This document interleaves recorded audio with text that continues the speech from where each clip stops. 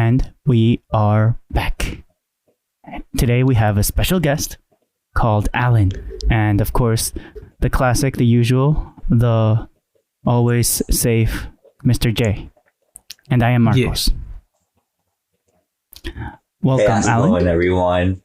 Thank you for having me. It's really a pleasure and an honor to be with a gentleman of your stature. Yay. So, everyone here is in New York. What have you been doing right now? What? Well, firstly, Marcos, may I say, East Coast, Beast Coast. I like it here quite a lot. Okay, what about you, Mr. J? What have you been doing? I've been washing my hands. Oh. Very cool, Mr. J. But yeah, allegedly, for us over here in where we are, everyone is in this call has been in our county. It hasn't been that bad, but still, in the general state of New York, it has been pretty badly hit compared to the entire the rest of the other states right now that are reopening. They're getting their first wave, right? Like North Carolina, South Carolina. First wave of what? Of people, coronavirus? Yeah, being hospitalized. They're getting a wave of people getting hospitalized. Well, I'm not quite sure. I haven't been up to date with all the news of other states and how they've been coping or how hard their state has been getting hit, or how hard it's been getting hit with COVID. But I mean, my heart goes out to them. Yeah. For example, I know guaranteed that I have easily, besides myself, other two family members. One, I haven't heard about him, but he's been hospitalized. I've been hearing rumors, and I know definitely my grandpa. So he's in the age range to be at danger. So yeah. Right. And what else? What else? What happened? By the way, Marcos, I'm sorry. Well, can you explain a little bit between what ages is the danger zone? The danger zone? For those listeners out there that perhaps might not know the number or the danger zone. Yeah, allegedly the danger zone is for people that are senior citizens. Anything above 60.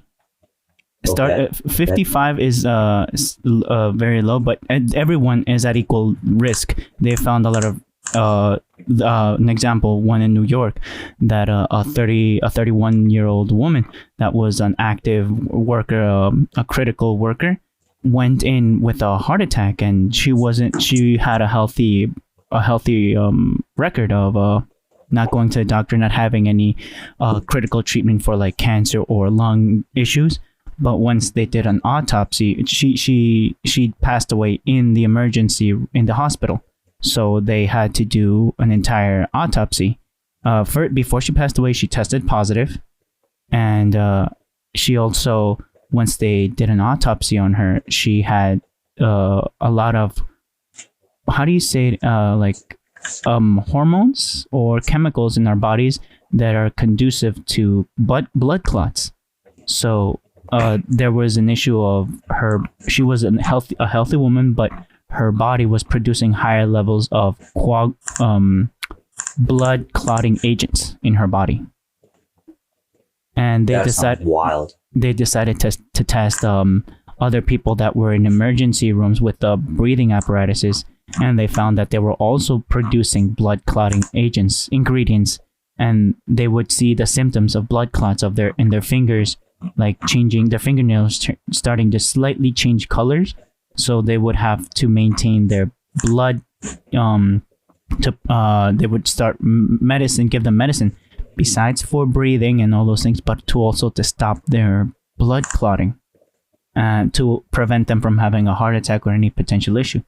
But that's just like another thing to add on besides them not being able to breathe. Mm-hmm. Mm-hmm. That sounds very concerning. Yeah, but yeah, that's I feel like that's what's going on in the world. Now, what has everyone, what have you, Alan, and you, Josue, have been doing in the meantime since March? Let's say since March. Well, I would like to ask Mr. J to please go first. Oh, me. And I'll go second, I guess. Okay. Me, I've been again washing my hands every day, nonstop. No, but it's mostly just stay at home and go out and work with my dad in landscaping, cut the grass, put on a mask every here and there when I have to go into stores or I meet with people. I'd be like 6 feet apart. I whip out the stick. I'd be like, hey, 6 feet apart. And then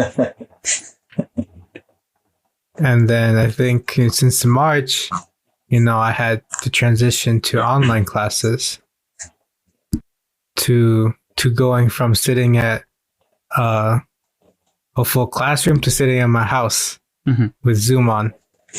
Zoom or yeah, Zoom. Okay, Zoom. Okay. And what do you think about that? The growth of different, like this software that we're using right now, it's been getting more use. It's been around, but because of everyone being in their own homes and still having to work with audio, instead of going to a studio, it's being done like we're doing right now, a clean feed. Yeah, a clean feed. I think it's fine. I feel like a lot of people are complaining. I'm like, there's nothing to complain about. You're literally sitting in the computer. But like they're like, we need human interaction, and I'm like, that's a fact. Yeah, that proves how social we are as a species. Yes, a species.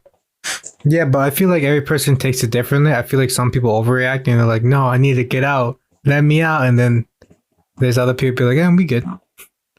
Yeah. And have you been noticing that when you go with your dad to different locations? No, because no one's outside. Well, so that's the thing. That's another thing I'd like to talk on. So like for the first month, since March, maybe like halfway to April, there was nobody. It was empty. It was like a ghost town. You saw that there wasn't even any tumbleweed there. That's how vacated it was. Oh man. And then once around April, like halfway into April, people started coming out. They're like, I see the light on the end of the tunnel. So they started coming out with their cobwebs and like their ungroomed hair. And they're like, huh? I can attest to the ungroomed hair. They're like, I see, they start walking. So you see people start walking more, all that. And now towards the end of May, and now people are now even going out without their mask, unless they're going into stores and stuff. But if they're out there just walking, they're just nonchalantly walking without their mask. Yeah. Especially in like richer areas, I've noticed. If there's like places where I like have people with lower income, then they have those change. The people with higher income don't have masks. The ones with lower income typically do have a mask. How we even passed by the same house and there's always loads of people, and I'm like, yo, there's no 6 feet apart. What is this? There's not even masks. Is this a lawn party or something like that? Exactly.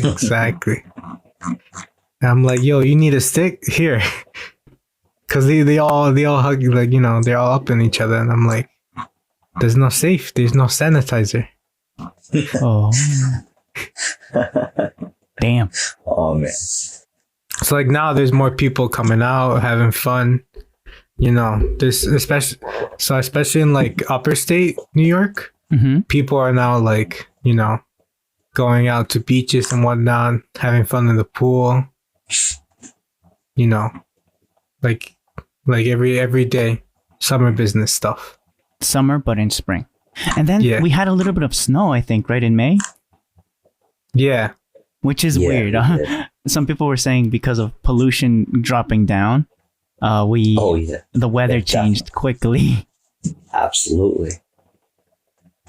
Okay, that's what we observed as what our life happened around us. What did you do in the meantime? Like Alan, what what did you watch, or were you working? I know what did you work in? Where have you been working? Well, firstly, Mr. J, are you done? I don't want to impose, Yeah, I'm done. Okay. So I guess to start off, I guess a little bit of my story of what's been going on with this social distancing and everything else that's been going on in and around the world, perhaps, or more so around what I've been doing. Yeah. So basically, I was working for a food company that's privately owned, and I so happen to be working in a location where predominantly, or not predominantly, the location was owned and run by a Jewish institution. So basically myself and the people I worked with were there from Monday to Friday. Saturday and Sunday we had off. So everything seemed to go smoothly, since January, when you only heard, rumors or little things here and there. Oh, pandemic's coming. There's something coming out of Wuhan. And me personally, to be quite honest, I didn't think much of it. I'm like, yeah, every 10 years or so, something like that happens. It's nothing new. We shouldn't be really, surprised. Things occur. Things happen in the world. Life happens, yeah. Right. But more than anything else, I think what was more concerning to me was, all right, me being myself in my work mode. I'm like, listen, I don't have time for that. I got to make this money, pay my bills, take care of the family. Mind you, I don't have kids or a wife, but I do have my parents. I got to think about my brother. And I mean, everyone's a grown up. Everybody, they work and, they do their thing. But I understand that if we can pitch in and help each other out, why not? We should. We're family. So that, right. Fast forward from January all the way to March. So March was the last month I actually worked at the location I was at. So, between the cooking and the catering that we were doing, all of a sudden everything came to a screeching halt. The company that I was working for basically said, listen, we're going to start dialing down the days. So perhaps you're going to just come in Monday, Wednesday, Friday, and then this other person will come in on the alternate days, and we'll go from there to see maybe things are going to get better sooner than later. And, we were like, okay, this isn't what I want. I want to work the full week because I want a full paycheck. Yeah. But little did we know that things were going to get progressively worse. According to what the government was saying, listen, it's not a matter of if it's going to hit the US. It's just a matter of when it's going to hit US. So fast forward a couple of days into March, first week of March,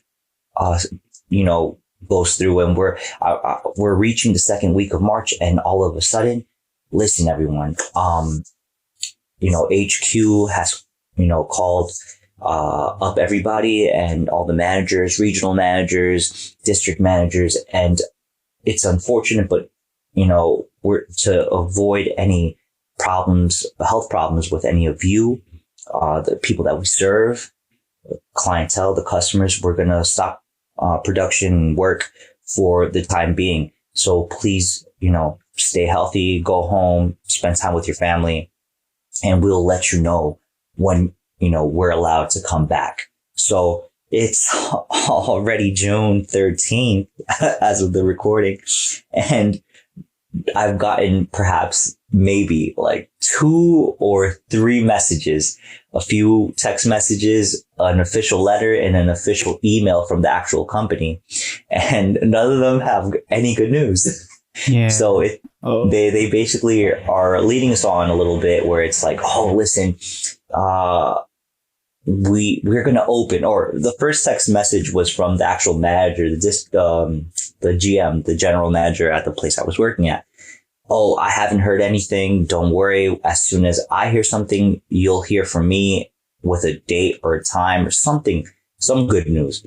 But Yeah. from the 4 or 5 text messages I've gotten from that person, none of them have been, positive in the sense of we're going to go back to work this date.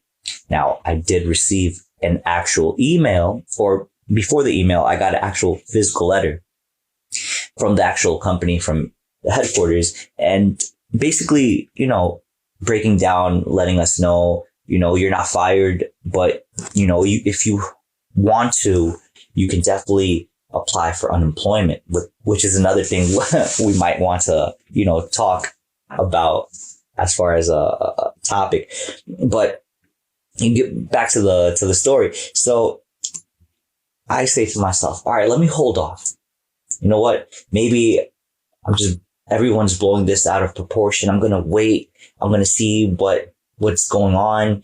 And maybe it's only going to last a week or two. And, we'll go back to work because it's not that bad. Maybe people will realize it's just the flu. So in the meantime, I'm waiting.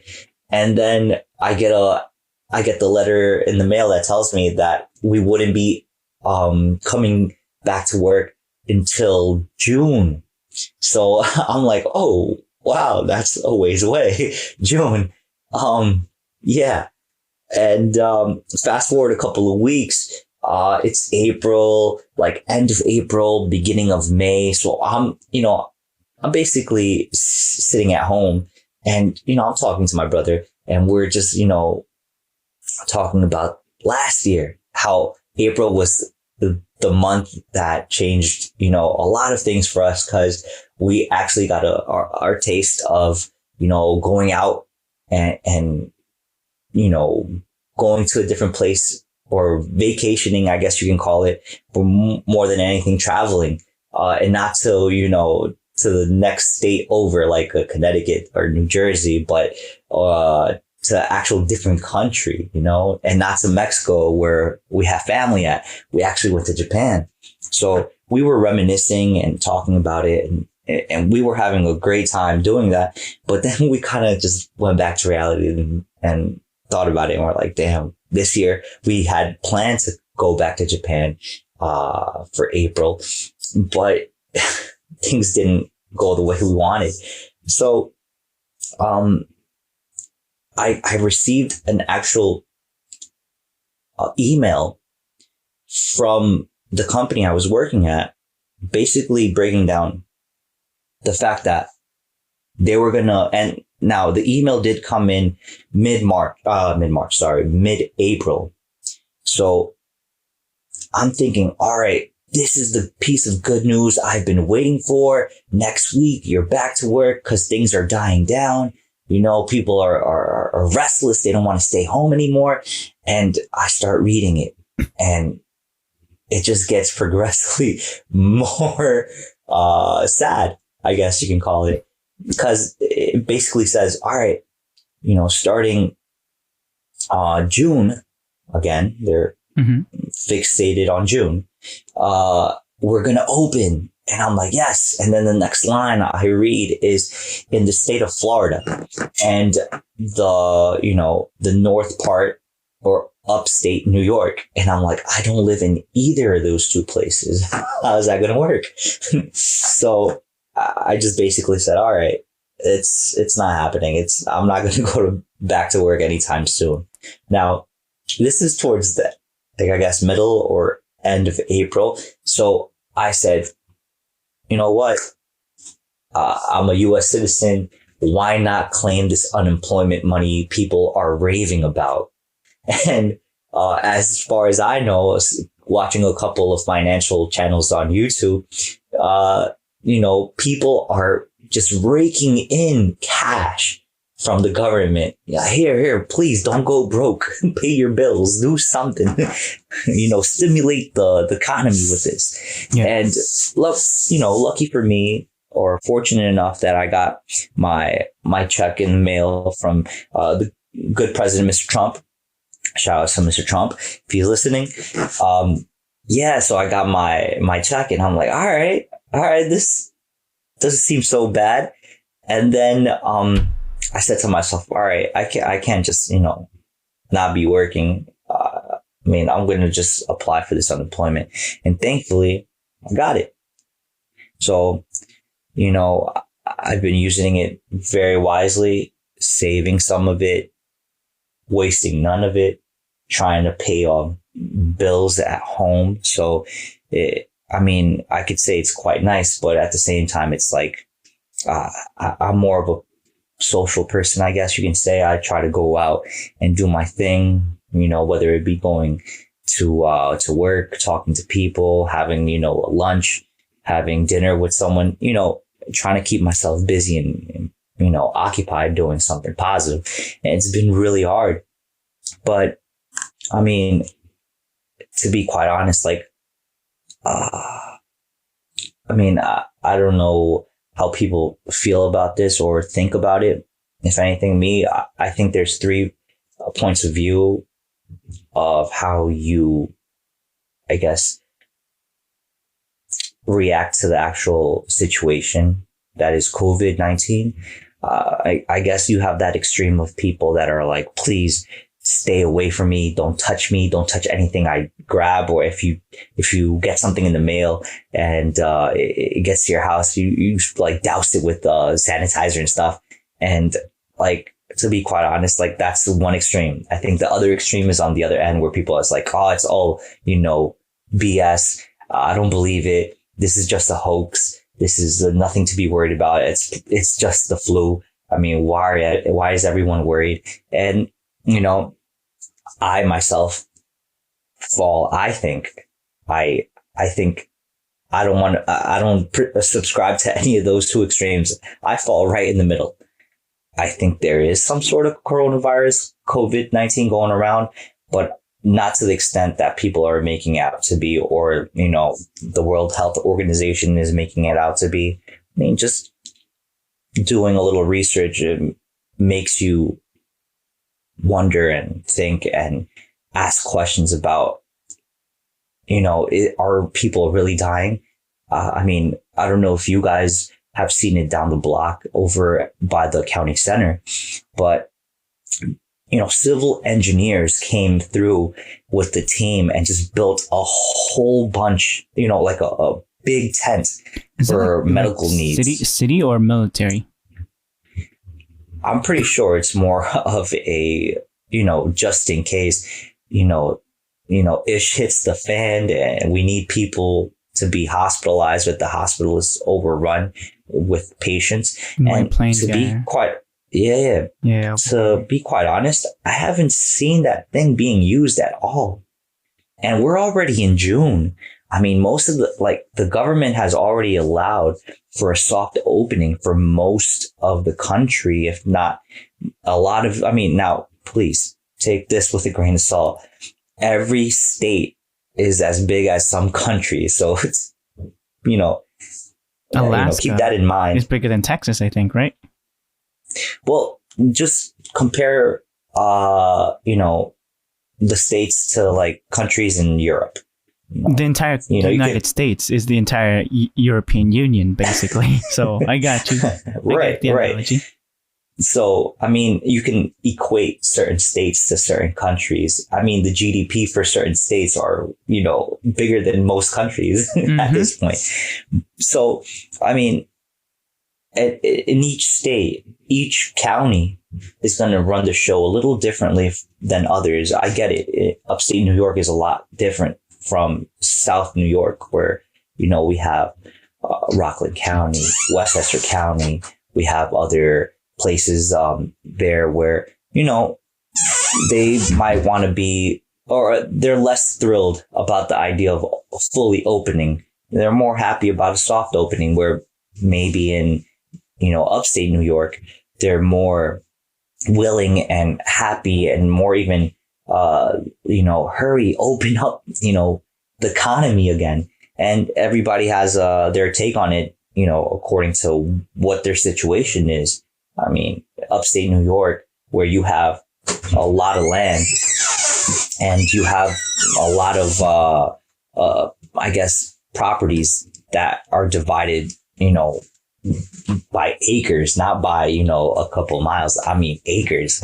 And we're over here down in Westchester, even, you know, in the 5 boroughs or in the city, you have people living on top of people in buildings. In apartments. Yeah, apartment buildings. Yeah, you have apartment buildings. So a lot of these things are like, it doesn't make sense to open up fully, and you might want a soft opening because you don't want people to have or you don't want that scare of a second wave of, you know, COVID going around. And again, to people's point, I get it.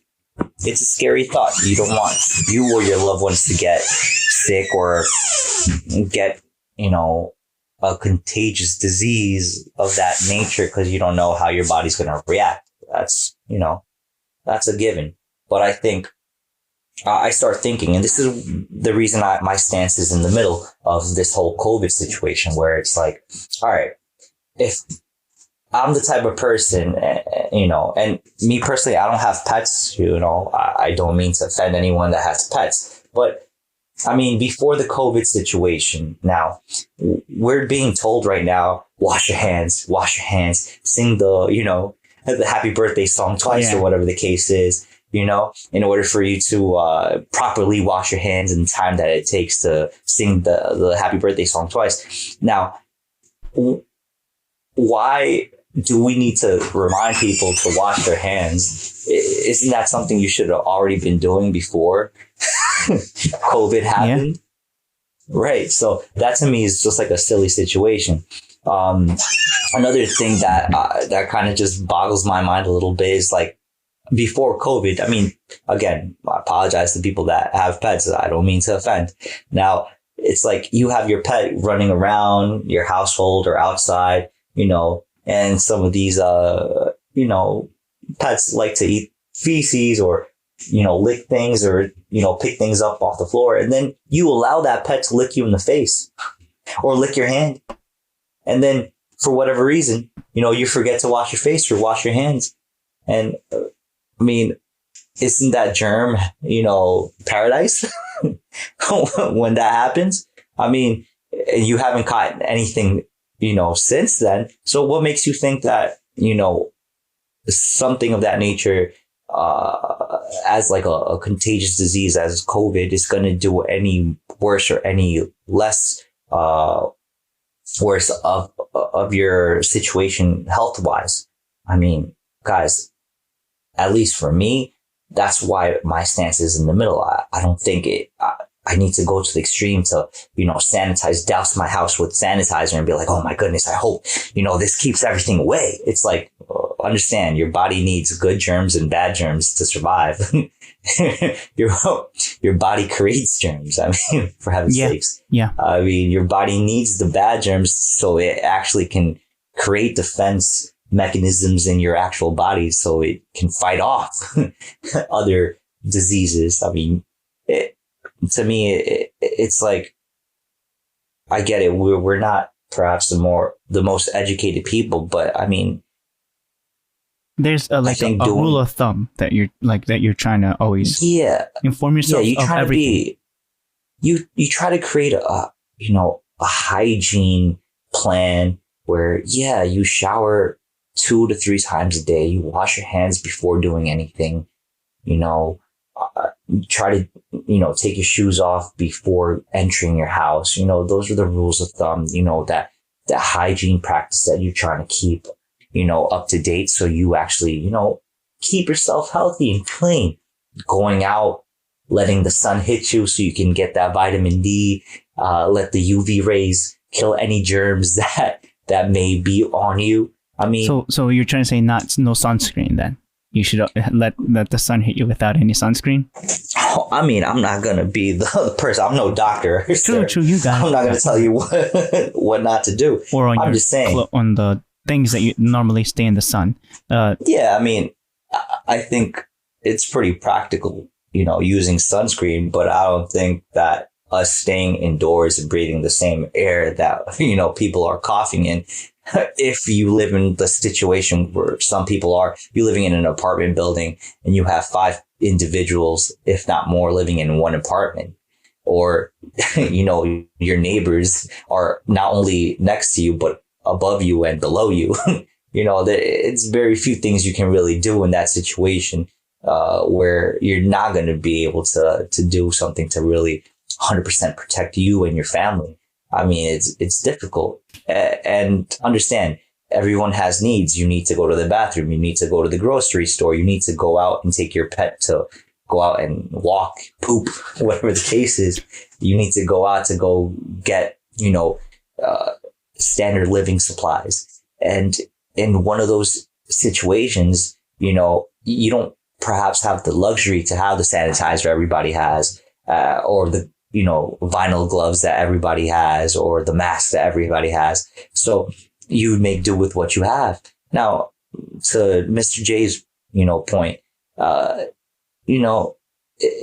guess it's a little terrifying. Yeah. But I mean, we've been living our lives with, without those precautions in place sometimes. And I guess we've taken things for granted. So now that we walk around, we walk around more careful, but shouldn't we have been doing that since the beginning? That's my whole train of thought. And so something that I believe I feel like gives you a lot of more like grounds to speak on is your employment. What you work on is very important for you to be following a minimum or a high standard, not medical, but still something, because you work in a catering or a professional catering service, right? For food. That basically is food. Yeah. I mean, that's one of those things that, even before I went to culinary school, even like I was a given. You're supposed to wash your hands. You're supposed to keep yourself in clean, sanitized condition, and good hygiene practices. Take a shower, wear your deodorant, wash your hands. Those are the things that you want to keep doing. So while working in the food industry, those are given.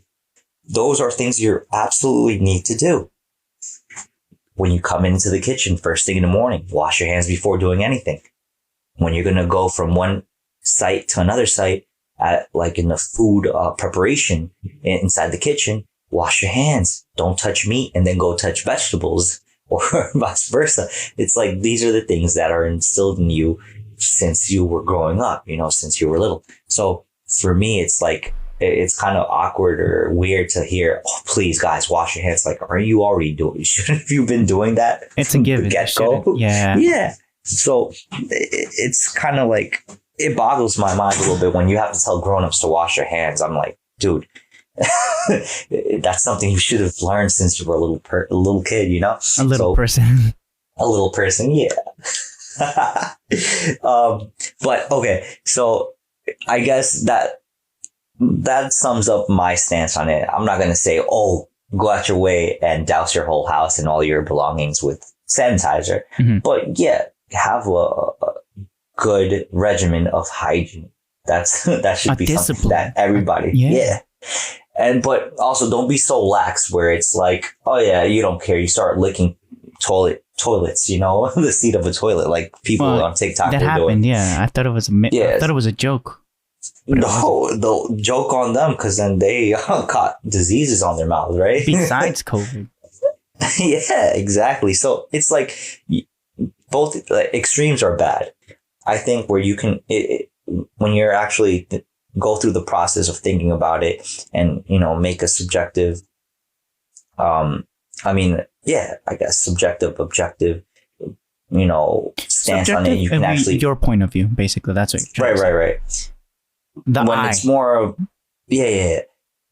Apologize about that with the wordplay right now. No, it's okay. But basically, what I want to say is that when you take a minute to think about it and weigh out the situation, with all the information that's out there, be a person that actually takes a stance and runs with it. Don't flip flop. And more than anything, be cautious about what you're doing and where you at and who you're with. I love my parents. My dad is in that age range where it's dangerous. But at the same time, my dad, I can't tell my father what to do. I can only give him my point of view and some advice, and he'll run with it if he wants to.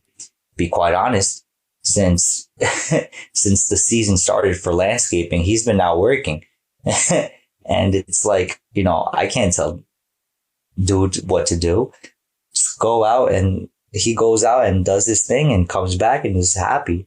So I'm like, all right, I'm not going to tell you, don't, wash your hands after every situation. You're touching plants, you're touching grass, you're touching the machines, you're touching this, you're touching that. It's like, it's a given. You have to use your hands and touch things to get work done.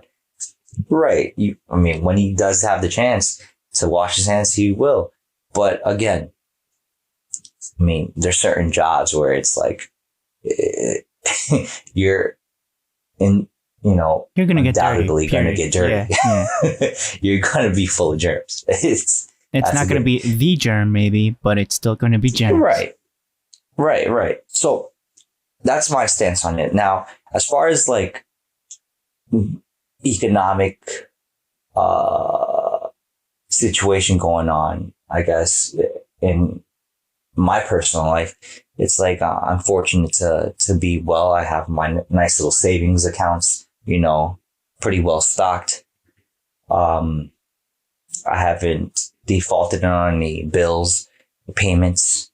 I've been trying to keep busy.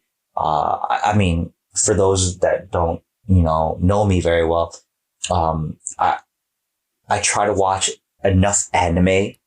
So I'm entertained, but not so much that I have nothing to watch for weeks on end. You said anime. I don't think you can finish watching anime though. But truly, I think we need to understand that not all anime were made equal, and not all anime is everyone's cup of tea. And this is the anime section of the podcast. So yes, it is. Okay. So quick recap. What have you been watching? Like top 5, or how many have you been watching? Oof. So all right. So I don't know, Mr. J. You want to go first before I dive into this? This topic and crush it. Yeah, you guy. If you wanted nothing for me, like there's nothing, because it's just been emptiness. With all the Come on, don't be like that. With all the all the anime being canceled. Okay, this is you're trying to say anything for the new season of 2020, right?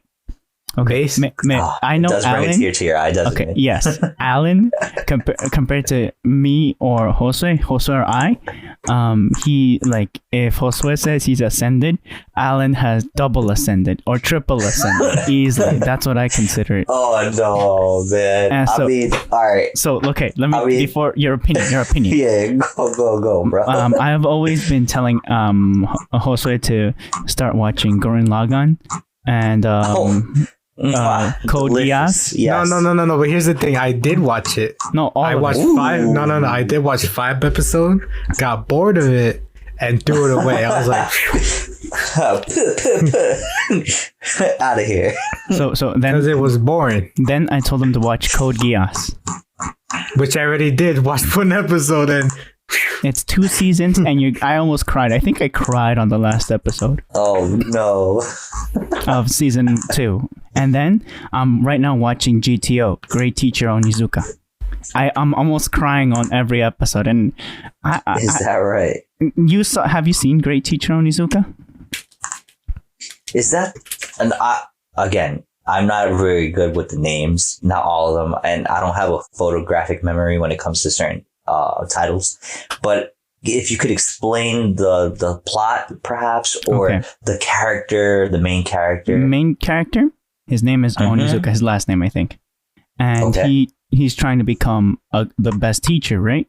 And he used to be a gang leader, right? But because of his life experiences, he tries to reform himself and goes to college and does his thing, and because of his experience. We don't know. We don't see his past experiences, but we know he's a 22-year-old who's trying to become a teacher and help kids in high school with the pure intention at the beginning. Aren't the most as everyone would understand wouldn't be the purest intentions as a 22-year-old would be. Okay. And but that's just the first episode. After that episode, it's like a heart feel after a heart feel after a heart feel. And I'm in episode 8, and it's dated. The animation is dated, but I feel like the story and the animation complement each other. It speaks to you, bro. It speaks to you. It speaks to me. I also saw Ranma one half. It spoke to me to a point, but I feel like I've dropped it off after season 3 or season 4, and there's like 6 or 7 seasons to it. So I'm gonna still continue watching it, but another one that I've been watching was called Maid-sama, and Maid-sama. That's my joint. That is good stuff, bro. What? I'm at episode like 12 or 13 on it, so I've been finished that one. Oh, it's truly an amazing story. So I've been jumping back and forth, but right now GTO has been keeping me entertained and like, oh, what's gonna happen? It's a soap opera for me. It's I feel like it's the Naruto of its time. I mean, I guess. I'm not gonna comment on that one. And then of course it's the same voice actor of Spike Spiegel, from Cowboy Bebop or from Samurai Champloo. Okay. Now I'll be very honest. The one you mentioned, the first one, I haven't seen, nor I don't even think I've heard of it. But before I dive in a little bit more into what I'm watching, can you please share with the audience what streaming services are you using to watch your anime? I've been for a while supporting 2. One's for dub and original, but original sub. But slowly the sub service has been providing good dub features. The one that I'm talking about is called Crunchyroll, and the dub original that used to be just dubbing, or that became famous or recognized in the United States is Funimation.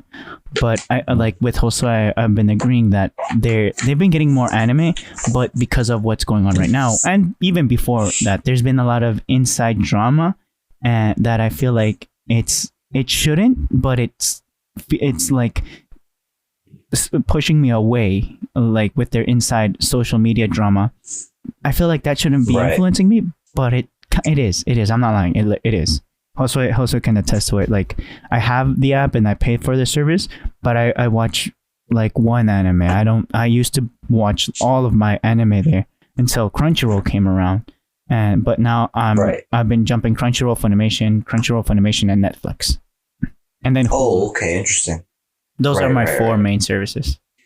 Now, my second question to that is, do you pay for any of those services, or do you pay for some, or are they all free services? I used to have the free version for all of them except for Netflix. But after a while, I'm catching up to the series, and I don't want ads. I want to support these companies, so I've right.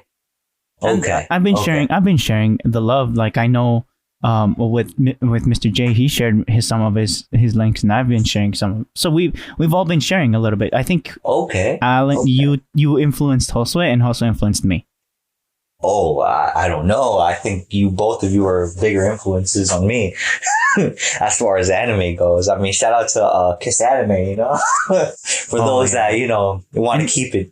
Keep it very low maintenance, as more of free 99 type of deal. But I mean, I'll be quite honest here with you guys. I pay for the Crunchyroll service. I used to pay for the Funimation service, but I I think I had it for about a year and a half. And then I think it got to a point where I was in the same boat as you, Marcos, where it's like, I couldn't justify the price for the amount of anime I was watching on it. It's like, there were like maybe 2 or 3 titles. Now, mind you, I terminated my subscription with Funimation when the anime of You I have want one to that say caused you, or the one that broke the camel's back, basically. no, just a point of reference for timing wise, what season it was. It was a season where like right around the ending of the anime that is called the name eludes me, but let me break it down to you. It was the one where it was an isekai anime, and okay. So after Sword SAO, Sword Art Online. yeah, it's let me see if I can remember the name. I'll look for it right now, but basically a whole class, not just one person, one individual, the whole class was taken to a different world. So they got something like that. Arifueta, yes. Thank you. So see, the goat speaks. The goat. So Arifueta. So around the ending or towards the middle of that season, I said, you know what? No more. I'm gonna cancel my subscription because, to your point, Marcos, a lot of the social media drama was just getting out of hand, and I think the interspecies anime kind of was like the anime that basically broke the camel's back with this one. It's like, how are you gonna flip flop and fumble and be like, oh yeah, we're gonna license it so Crunchyroll or any other company isn't able to license it, and then when you license it, you're like, oh no, we're not going to be able to play it because, you know, it offends, you know, a type of demographic of this nature. And it's like, dude, they're interracial species. They're not even human. It's animated characters. To not yell. It's animated. Like, yes. It's animated. And there's no age. There's no he, she, or in between. They're not real. They're not real. Why are you getting upset? Why are you getting butthurt about something that is not real? This is for pure entertainment purposes only. Loosely interpreted as art. Yes, let's call it that. But again, I don't see the reason why you're going to license something, throw money at it, and then say, yeah, you know what? We're not going to license. So, I mean, I totally went, you know what? I mean, obviously I had already killed my subscription before that even happened, but that it just, you know, I guess cemented the reason why I terminated my subscription, because Funimation, you know, for what it's worth, I mean, yeah, you have the GOAT, Dragon Ball Z, you know. And there's been 90s anime being picked up too. Yeah, again, brother, their catalog is good. Yeah. It's not great. Mm-hmm. It's good. Could be better. Crunchyroll has a more diverse type of catalog, and I appreciate that. Now, me personally, I only pay for the Crunchyroll subscription. Now, as far as other anime that I'm watching, like a Gurren Lagann, I'm watching it on Hulu. Now, my Hulu is free. Now, let me explain. It has a little bit of paid advertisement, and I'm cool with it. But the reason is that I had Hulu when it first came out, like the actual company Hulu came out, I subscribed to it. And I had a free subscription or free profile in that company for the longest time since it actually came out. Without having to log in, I think, right? You could just go to the website. Great. You could just go to the website. Yeah. Right. They honored my subscription from that time until today. So, what I had failed to realize was that, before going to Japan, like I was doing a whole bunch of research, seeing how I can, pick or you know, how can I explain it? I was trying to, make every point count for every dollar that I spent. So for my credit cards, and for those that don't know, like, I'm very much of a credit card churner. So, I basically sign up for credit cards. I get the bonus, and I use those bonuses to try to use them to travel. So you have a long free flights, basically. free flight, free hotel, and then just a bunch of enjoyment wherever I go. So, when I was doing the research to do that, so I can go to Japan with my brother, I was looking in the information or the links for Sprint. My phone provider is Sprint for my cell phone. And I was looking into the information, what other,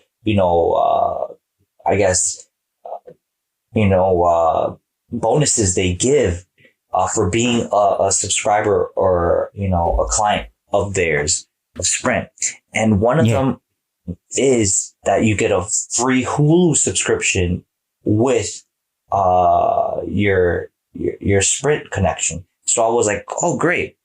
And without me realizing, I forgot I had the Hulu account. So when I went to register, it's like, oh, you already have an account. I'm like, great.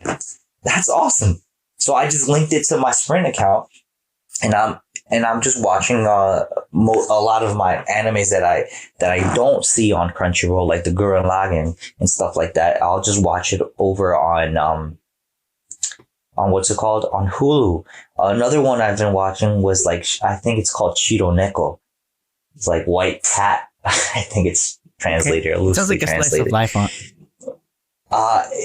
I guess you can call it a slice of life. I'm pretty sure I guess that's one of the genres it falls under. But okay. I mean, to be quite honest, I think this season, the all-star for me, and I mean, I'm probably going to get a little heat for this, but I mean, I don't mind. I think the story is vanilla, if you want to call it that, but it's enjoyable for me, at least, because it doesn't make me think too hard. I could just put it on, watch it, and be like, that's great. Yeah, there's a lot of tropes, but I mean, they're enjoyable for me. It's called The Eighth Son. Are you kidding me? Oh yes, I have seen the description, but I haven't jumped into it because I feel like I want to finish what I'm watching right now. Right, art. So you're talking to the Stack King right now. All right, I'm not to toot my own horn about this. So, like I said previously, you know how March was the last month I worked. So during the middle of March, towards the end of March, I want to say like the third week of March. All right, I don't know if everyone is aware, but there's this little anime called One Piece. I don't know if you've heard of it before. It's very low key, very, very acquired taste. Yes, of course. It's like the screen tea I'm sipping on right now. Yes. So basically, the last time I watched One Piece, I ended at maybe the middle of the arc called Dressrosa. And I had about, I don't know, I want to say 100+ episodes to catch up. Basically nothing. Basically, yeah. That's a week's worth of anime. 3 days if you're 24-hour binging, or maybe. Yeah, 2. no, I mean, I'm not that hardcore. I like my Z's, so I did knock it out though, man. I did my best, the due diligence, got my snacks, got my drink. And I sat there and watched it through the pandemic, bro. I literally, everyone was shut in. Yes, so am I. I will be watching this. So I caught up.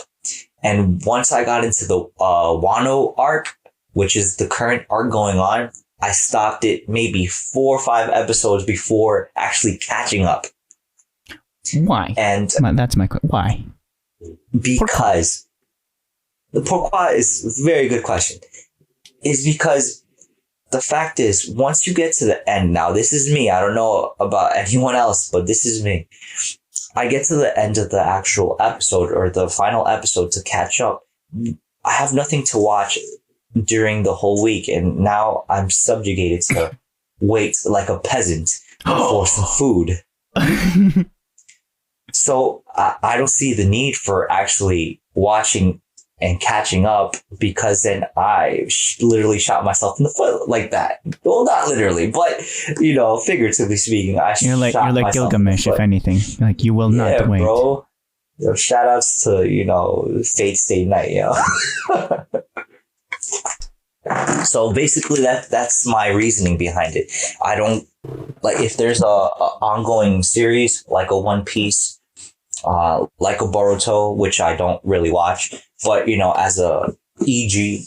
as an example, I don't fully catch up just to avoid the pain of not being able to watch more because I know I will have to wait 7 days until I get my fix, basically.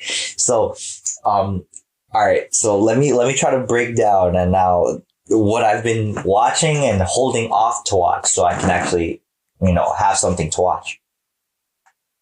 From the good people at Crunchyroll, One Piece is that one. Black Clover, Tower of God, The Eighth Sun. Are you kidding me? Haikyuu, Food Wars. Let's see. I don't know. For those that maybe don't know, the anime that's called That Time I Got Reincarnated as a Slime has OVAs and such other type of fillers that you can watch and are great. They're like snacks. You take a bite and you're like, that's very satisfying. I can't wait for season 2. So that I've been holding off, and I watched like maybe 1 or 2 of those OVAs just to get my quick fix. I can't wait for the 2nd season of The Rising of the Shield Hero. Oh man, that's definitely something I'm looking forward to. There's another one I've been watching on Crunchyroll called Sugomomo. Sugomomo is basically an item that has taken on its own personality and soul, I guess you can say, and it helps the protagonist to fight off and ward off evil items and other things that are invading the town that the protagonist lives in. So it's a little bit action, a lot of bit etchy. Is it the one with the cloth? Yeah. The white cloth? Momo, very good. Okay. Yeah. That white cloth symbolizes many things. Yes. Yes. Anime. So another one. Yes. Anime. That's right. For those who enjoy some etch. All right. So another one that I watched and I fully finished. I caught up and I finished. It was just that good. I thought it was really good. A little on the artsy fartsy side and a little bit on the philosophical side, I guess you can say, but very good. Was Inspector. Okay. Inspector. So basically, I guess you can say the protagonist is a guy and a girl, and they basically become a couple. But the caveat here is that, the girl basically sees demons, and at a very young age, she was taken by them and made their queen because they wanted someone to basically represent them with the upper echelon of other demons and deities. And in order for her to take that part, because she wanted to help, she had to give up her eye and her left leg. So, I know what you're talking about. Yeah, that's a so she has she has a prosthetic leg and a glass eye. Meets a boy. This boy is peculiar because you can't see it at face value, but the gentleman is from a lineage, a family that basically knows of this world of demons and deities, and basically have been looking for a mix of these demons in order for them to be profitable economically, and they do something really wild in order for them to acquire such power of foresight into the future, and I guess you can say eternal life, I guess you could say, to a certain extent. It's a really, really good anime for me, at least. I really enjoyed it, thoroughly enjoyed it, more than I actually thought I was going to. But switching up, I can't wait for that next season of Sword Art Online. Oh man, I gotta see more Asuna. I gotta see Kirito actually get up that wheelchair. Gotta get off that wheelchair, my boy. Gotta start whooping some cheeks, yo, slicing and dicing with the sword, melee style. And all right, for those that like the sports, Cute. yeah. Besides Haikyuu, there's another one that I've been watching that is basketball orientated. I don't know if you guys heard of it. Boku no Basket? No, not Kuroko no Basketball. Oh. Let's see if I remember the name. Let's see. Question. In the meantime, while Yes. you're looking for the list, I have a question. Like, I feel like all of us here were influenced by anime, right? Basically. But my main question is, what would be the Yes. the anime that you remember, or the genre that influenced you to the point that it influences the way you think, or the thing that interests you? I mean, like, you can't. I feel like you can't really say genre. I feel like you have to be more specific and say what show. Okay, a show. Because like if you say genre for me, it will be like abundance of them. Like, for example, like Alan said, Dragon Ball. Dragon Ball really influenced me. Shonen. That would be shonen. That would be shonen. But then you got other animes, like especially newer ones that are pretty inspirational as well, like Demon Slayer, Black Clover. Still a shonen though. There's no Demon Slayer is not, and Black Clover I think is not. It's not. Yeah, they're both shonen. They're both on Shonen Jump magazine. Are they? Yeah. Okay. For example, The genre, as far as the genre, I'm sorry, Marcos, to cut you off. As far as the genre, it would be like a horror, like a sport, or that's the genre. But as a whole, what I get what Josue is trying to say. It's like, yeah, not just one is like the overarching, that standout anime that shaped me to the man I am right now. But I mean, you pick out the pieces that really tick the boxes for you in your head, and you're like, I enjoy it for that reason, and that's why I enjoy watching it. Oh, but please go ahead before I say any more. So for me, an example was Yes. Gundam and Zoids. Oh yes, I'll drink to that. Those two, they influenced me. Now that's refreshing. Yes, I can imagine. Which one, by the way? Which Zoid and which Gundam series? Well, for me, it was the 90s, late 90s, early 2000s, I think, was Gundam Wing.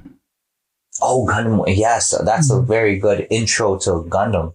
And I feel like that also created my mindset to how do things work. I see mecha, that gives me the idea that these could be probably made, and that literally influenced me. They were made, my friend. They were made. There you go.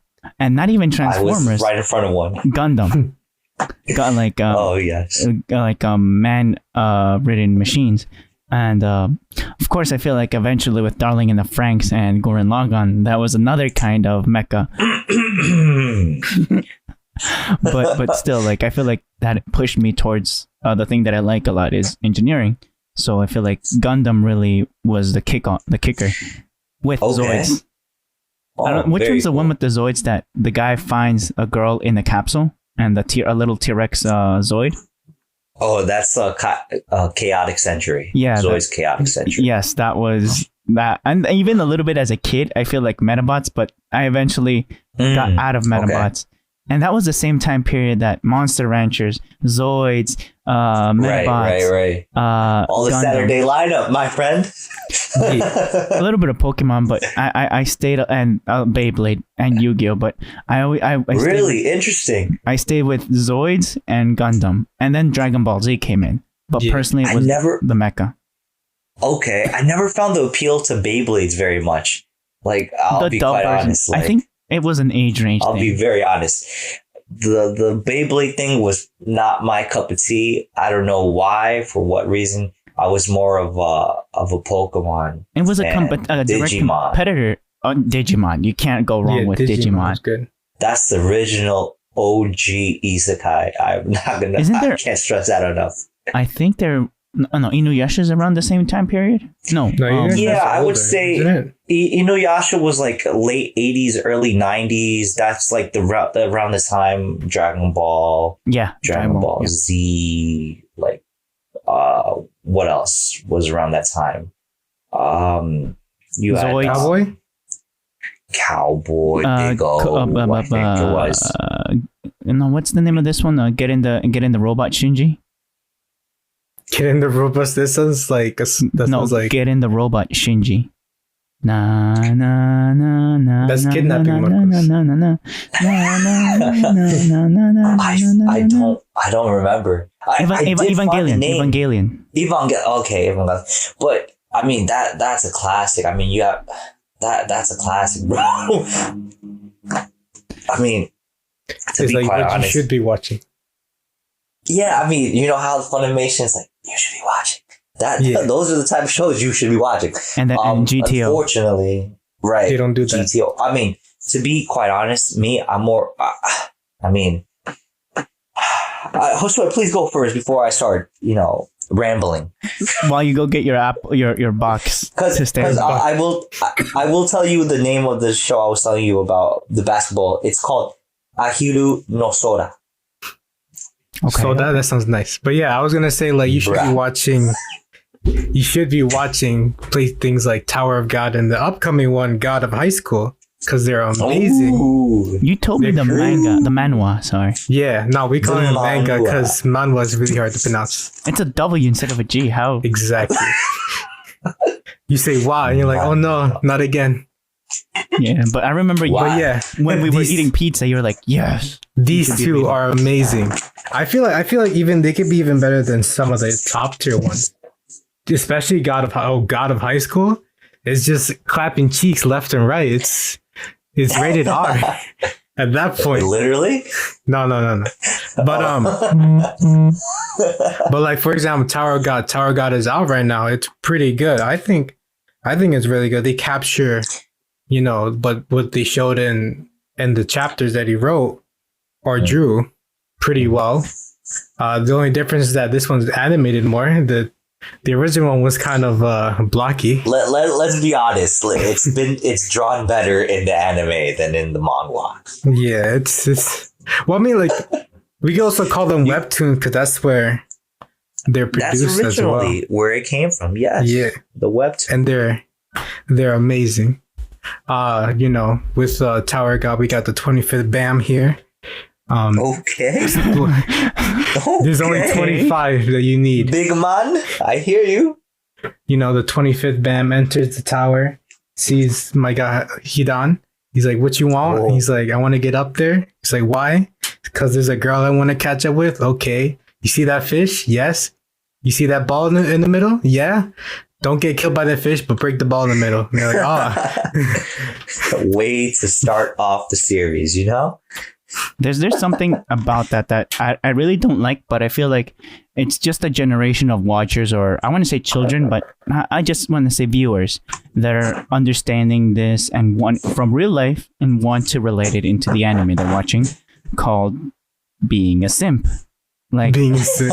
Well, I mean, like he's not really being a simp. Maybe in this, I feel like you can it's see either that. Yes or no, I would say. But like I agree with Josue. I don't think he's a simp. I think it's more of admiration. Like he feels for the girl because the girl took care of him at first. He feels that, camaraderie with her. It's like I admire her because she held her hand out when no one was there for me. Like that's how I look at it. Like simping is like that you paid for food and she didn't ask and she's stepping on you. Like you her chair and she eating there. You're like, is it good? She's like, yeah, but I need something else. Oh no. Oh man. No, but it's all about the tower. The tower is what they live on. It's the way they grow their food, where they have their families in. It's basically their Earth inside of Earth. Their tower is like that. And this tower is supposed to be portrayed to be almost infinitely large because of the levels and all that. There's a system in there, sort of, kind of. There's people called regulars, people who just entered the building, and there's people called rankers. Rankers are people who already went to the top and got their wish granted. Right. Bam, like I said, goes up for the girl whose name is Rachel. Unless you watch in Japanese, where it's like Rahel, and That's Japanese. nobody. That's okay. That's okay. A little quick fact: Bam actually means night in Korean. Nani? Yeah, in one of the chapters, I guess they skipped this actually. What's his name? Kun goes in to see Rachel.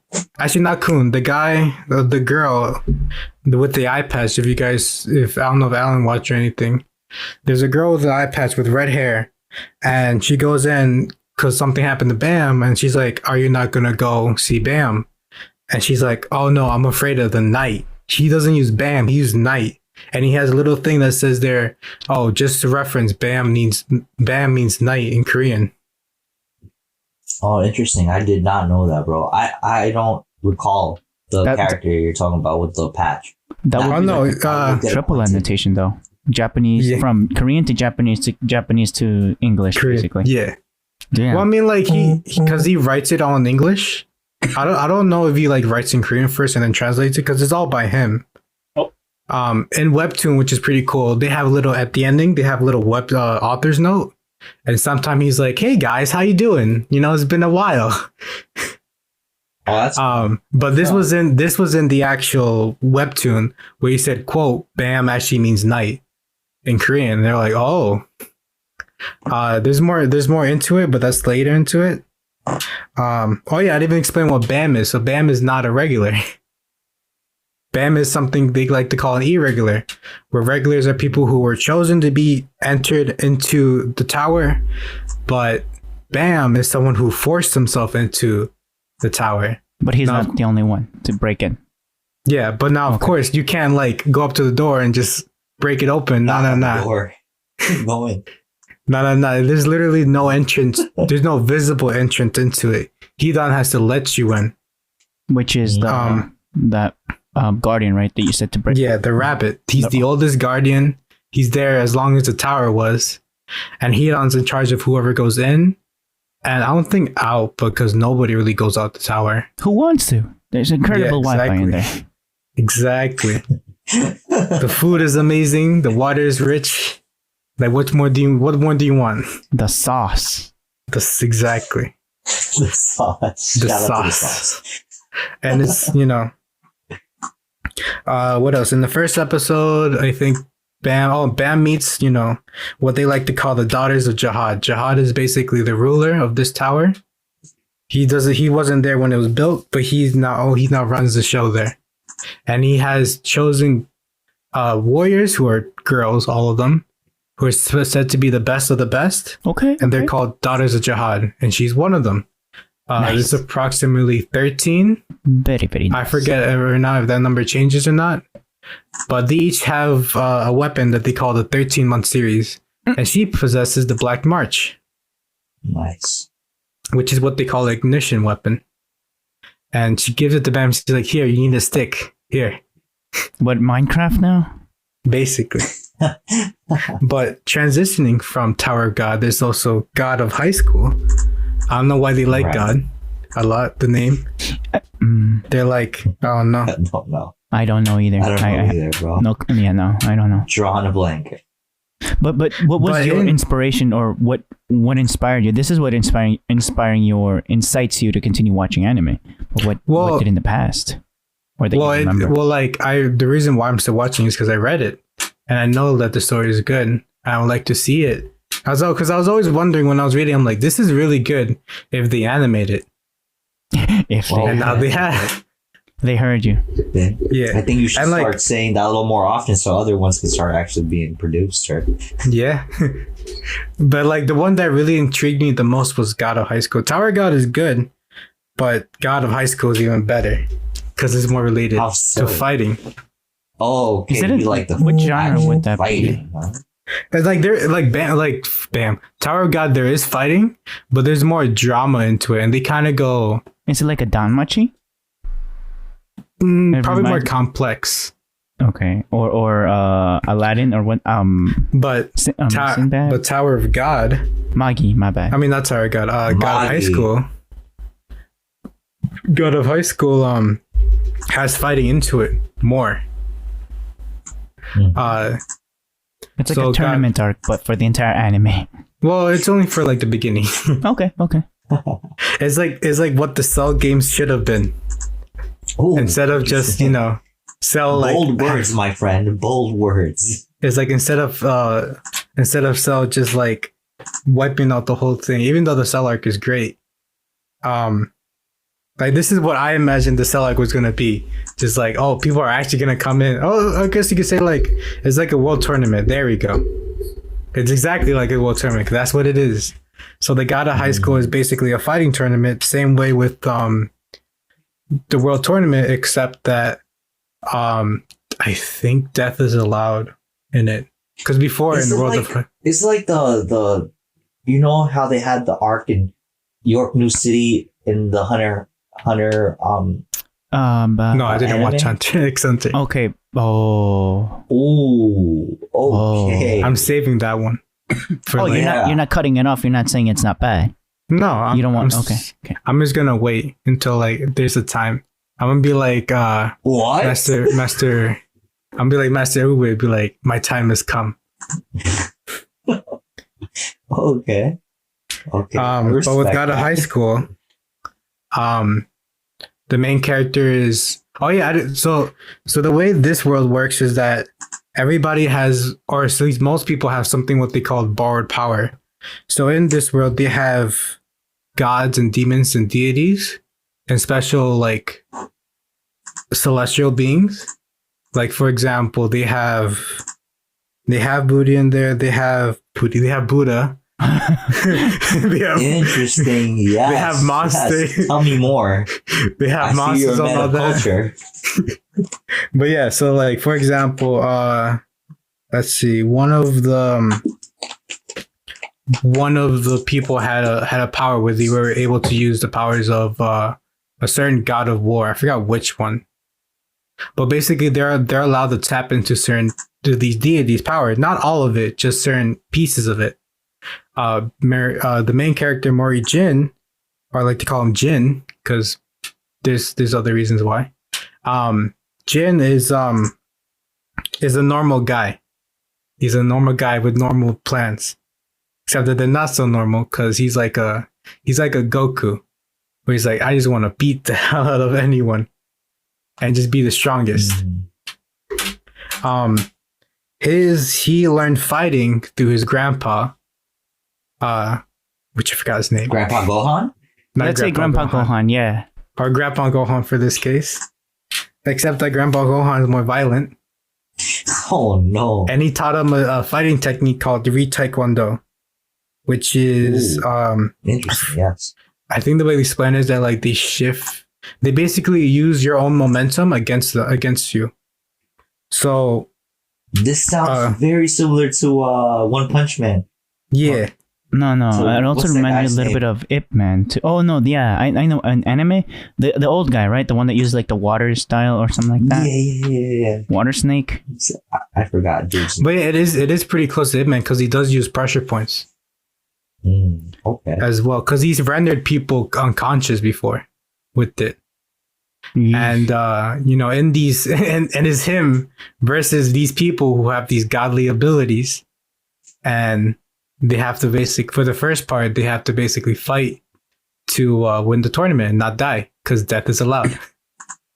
Oh man. Mori Jin meets some other people, makes friends, and then hopefully if where they're thinking of their ending, where I'm thinking they're ending the first season, then it's gonna be good. All right, quick question. Oh, hold up. Can I stop recording real quick and restart it again? Sure. Yeah. Hold up.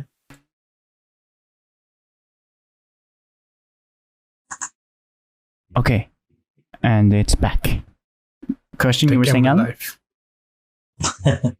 All right, my question is the anime that you're mentioning, like with all the fighting that you're talking about, It kind of reminds me a little bit of the show, Yu Yu Hakusho. I don't know if any of you seen that one before. I saw it. No. I did, and I liked it. I feel like one of the first animes that made me want to cry, or I think even cried with my 3 other brothers. Oh, really? All together. Interesting. I think that was the first episode that made me cry. Interesting. I mean, just the fighting arc alone is what I'm referencing for, or trying to remember how that went, and trying to like compare it to the God of Fighting. It's called, I think. God of High School. High School. It's like I want to compare it because I guess there's a lot of characters that have, I guess, things or traits that overlap with characters from the other show, and I'm trying to wrap my mind around it to see if that's I guess a correct assessment of it. But I'm not sure because I mean you would tell me yes or no had you seen the show, so I guess that's an no. But I'm sorry, please continue, Mr. J. Yeah. What I was gonna say. But yeah, these 2 animes I think are really gonna do well. Because I think Tower God is doing pretty well. I haven't seen anything bad about it. No one say, no, this is too much. So right now in Tower God, I think I know where they're gonna end their season 1. And that's a good turning point. Because that's actually, oddly enough, that's where they end season 1 in the webtoons. So they're probably going to end it there. I don't know how they're going to do season 2, because season 2 is like, I think 200 or 300 chapters. And the first one was like 1 or 2. Mm-hmm. Dang, I mean, One Piece, right? One Piece is always my measuring stick. It's a great measuring stick you have there. It's pretty up there with One Piece, because they have a lot of content, Tower of God. And with, I think, God of High School, I think there's like 900 chapters. Ooh, jeez. Ooh. So they got Jesus. They got time. They're like, as long as they got budget, they got everything. There's content, yeah. There's definitely content. Actually, no, not 900, 400. There we go. That's still a lot. With Tower of God, it's a lot. He kind of once he starts a new season, he says episode 1 for season 2. Season 2 is, let's see if I can find the end. There we go. 337 chapters. Basically, Season 300. 3 is still going. Season 1 was, oh no, season 1 was less actually. It's less than 100. I guess he went full out in season 2. He's like, I gotta keep on going. Does make sense. Why mess up something that works, you know? But yeah, I think because like how Bam was in season 1 and season 2, they're pretty different. Even towards the middle of season 2, Bam was different as well. Some were for good, some were for bad. Because there were moments where I didn't like Bam in the webtoon. As far as for God of High School, I like Jin all the way through. Even when they completely reset the whole thing, in a way. No way. Yeah, it's kind of weird how they did it, but it wasn't that bad. I liked it. I was like, he saved it. Like I thought he was gonna mess it up, but no, he did good. That's very reassuring. Okay, so I feel like then what inspired you to start watching anime, or something that caught your attention as a youngling continues to grab your attention nowadays? Like, I want to feel like I want to call it general shonen, but it's something deeper within the shonen of self-improvement. That's the same thing on Dragon Ball Z. Any shonen, right? It's like well, yeah, but like on it's top the of challenge. fighting and all that, I've gone to like other anime, like what's it called? I forgot what was it called, but it's like a slice of life drama and romance. Oh, I gotta find the name. is it the Bunny Rascals something Bunny Girl Senpai? No, but that's another example. I liked it. I approve. Yes, I approve. Suki ga Kirie, where it's like basically where it's the life of a high school. I think he was a sophomore at the time, and his like basically it's the slice of life. So it's just him going through high school, but then he has this crush on this girl. Oh, the Revenge or something? No. Revenge? It's not Masamumi's Revenge. Oh, But it's basically like it's kind of because if I explain to you, is basically this guy likes this girl and it's him dating her, but you know through the obstacles that they go through is what makes it interesting because yeah. they do go through some interesting stuff, and I really like it. I highly recommend that one, especially with the animation as well. Yes. That's really good animation. What else? Bunny Girl Senpai is amazing, especially the series and the movie. Okay. Can't go wrong. Yeah. Can't go wrong. What else? And then like, cause like for me, I feel like there's for every season, I feel like there's good anime that's like noteworthy. I feel like there's like anime that's there to fill up the gap in between. I don't know. Fill the gap. There's fill anime even outside of anime. Because like for example, I think OVAs, I feel are that, but that's within an anime itself. like for example, I think for this season, if Food Wars was still going, I feel like the Eighth Sun would have been that type of anime where it's like a filler. Really? Yeah, Depends who you ask. I will say that right 'Cause, like- now. 'cause, like, Depends who even- you ask. even Alan said it's kind of basic. It's Again, I will call it for what it is. It is a vanilla type of isekai. All Exactly. the tropes are there. But again, to me, I find it very entertaining. I find it very fulfilling to watch that. I feel satisfied and satiated when I watch it. It feels great. I sit down, I enjoy it. And even if for some people, I guess I'm not some people, I can only speak for myself. Yeah, you But just if yourself. people sit down and watch it and say, that's a generic, there might be people that say that. I'm on the other side saying, this is an amazing story. I love it. It's great.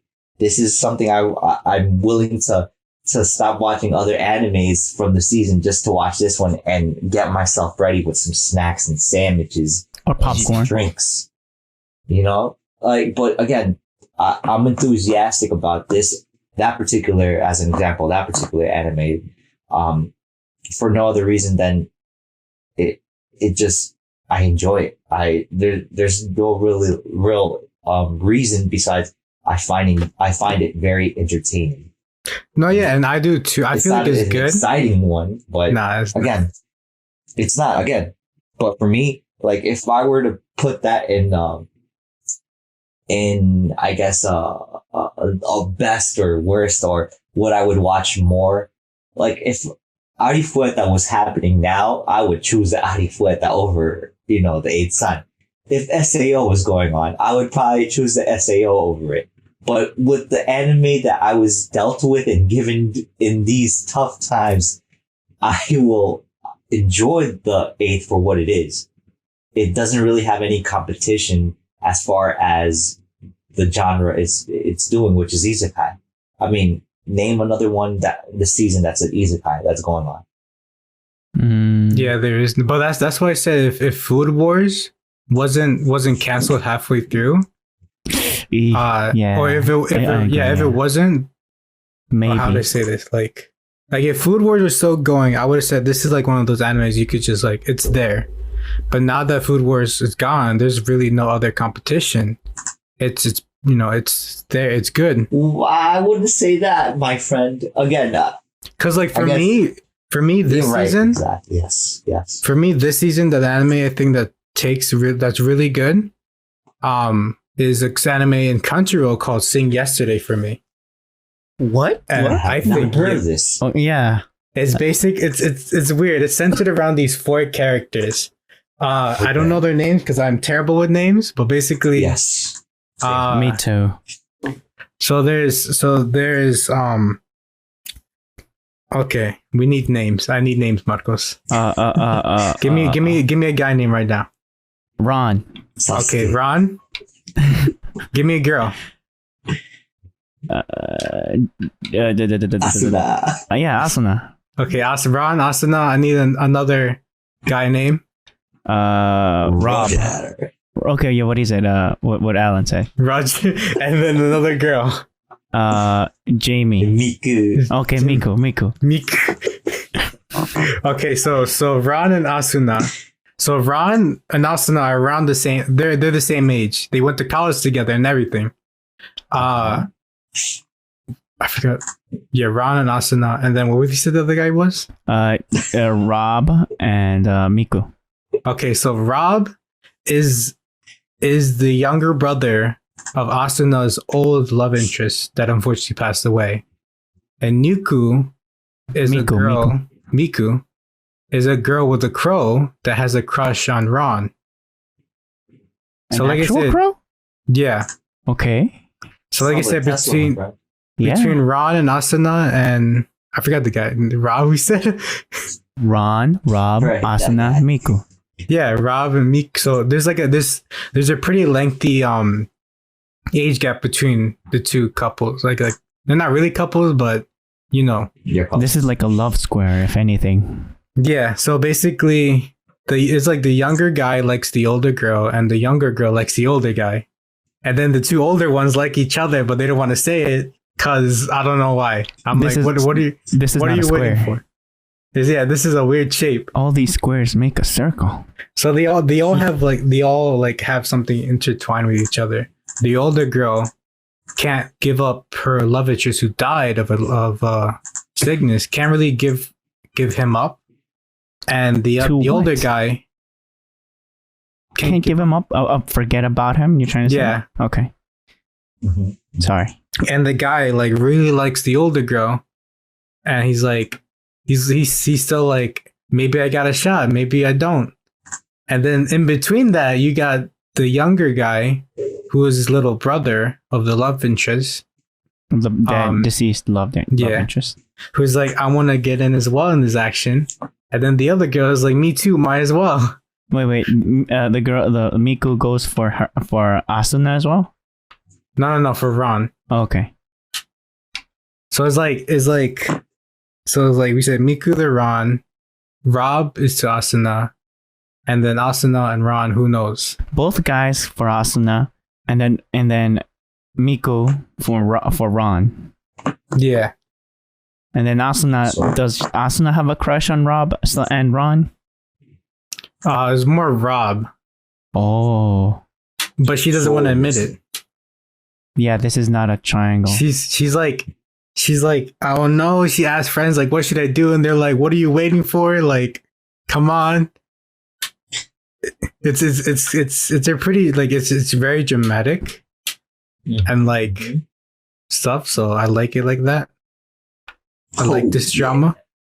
But this is like human interaction drama. There's no powers or politics Like the craziest thing is that the girl has a crow for a pet.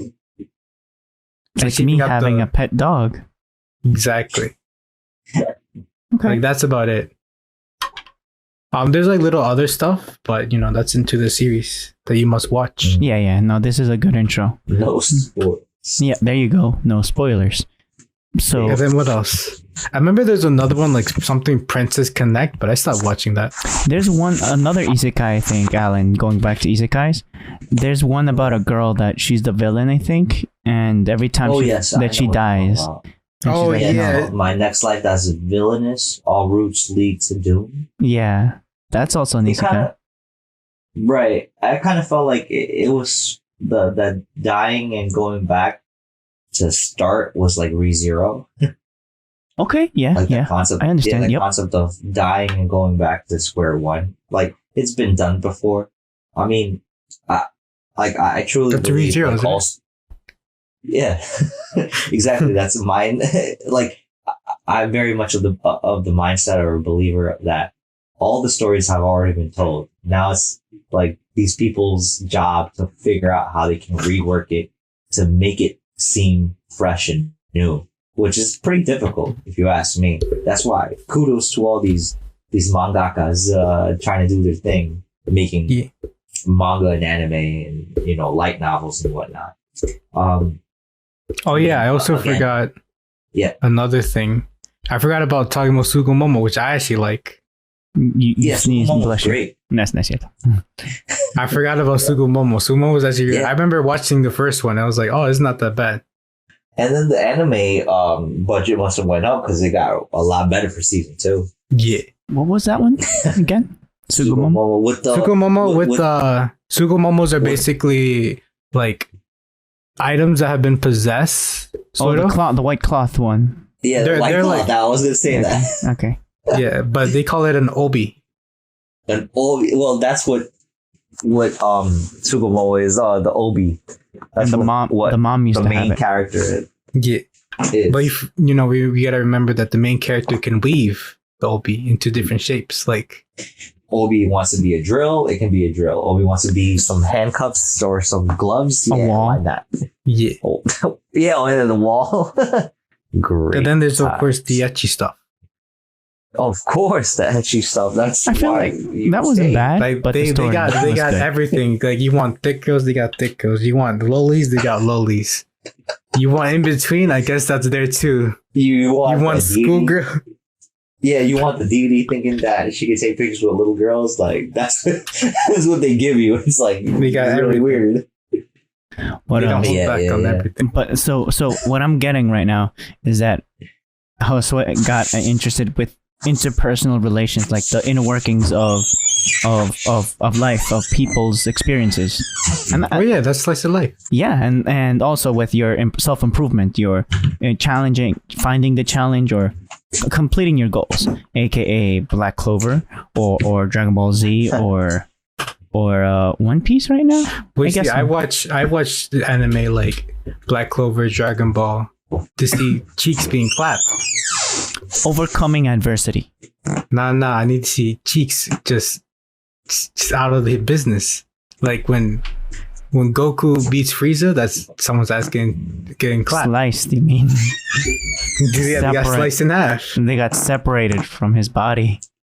Who else? Black Clover when he faces when like the first fight you see him in the deciding to be a wizard mage thing, wizard knight, where he's like, oh, I'm gonna beat you with my shield magic, and he whips out his sword. He's like, not today, and boom, gave him a good dosing of getting his ass whooped. Like that. That's what you watch these for. You watch it for the thrill of the moment of the fight. Right. And so for me, it was like not inner workings of people, but inner workings of potentially the machine, aka the Zoids, or the Gundam. And then the reasoning behind the people with Gundam, like Gundam 00? Yeah, Gundam 00, I just can't. 007? No, just Gundam 00. It was, I liked it. The politics, the tech. I feel like eventually the tech is neutral, right? Tech doesn't choose how to be. It's how people choose how to use the tech. Yeah. And I find the in-between route, the route that we get there, the adversity, like you're saying, it's basically my shonen, more or less. The in-between workings. And then like personally as like an engineer, you always think like, what can I make?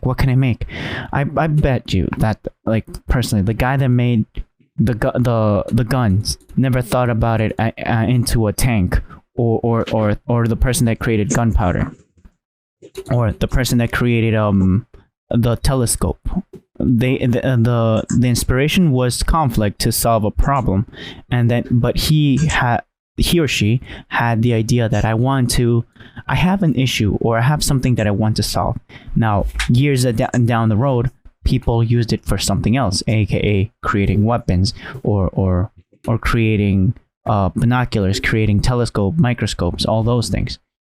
And it kind of saddens me a little bit because,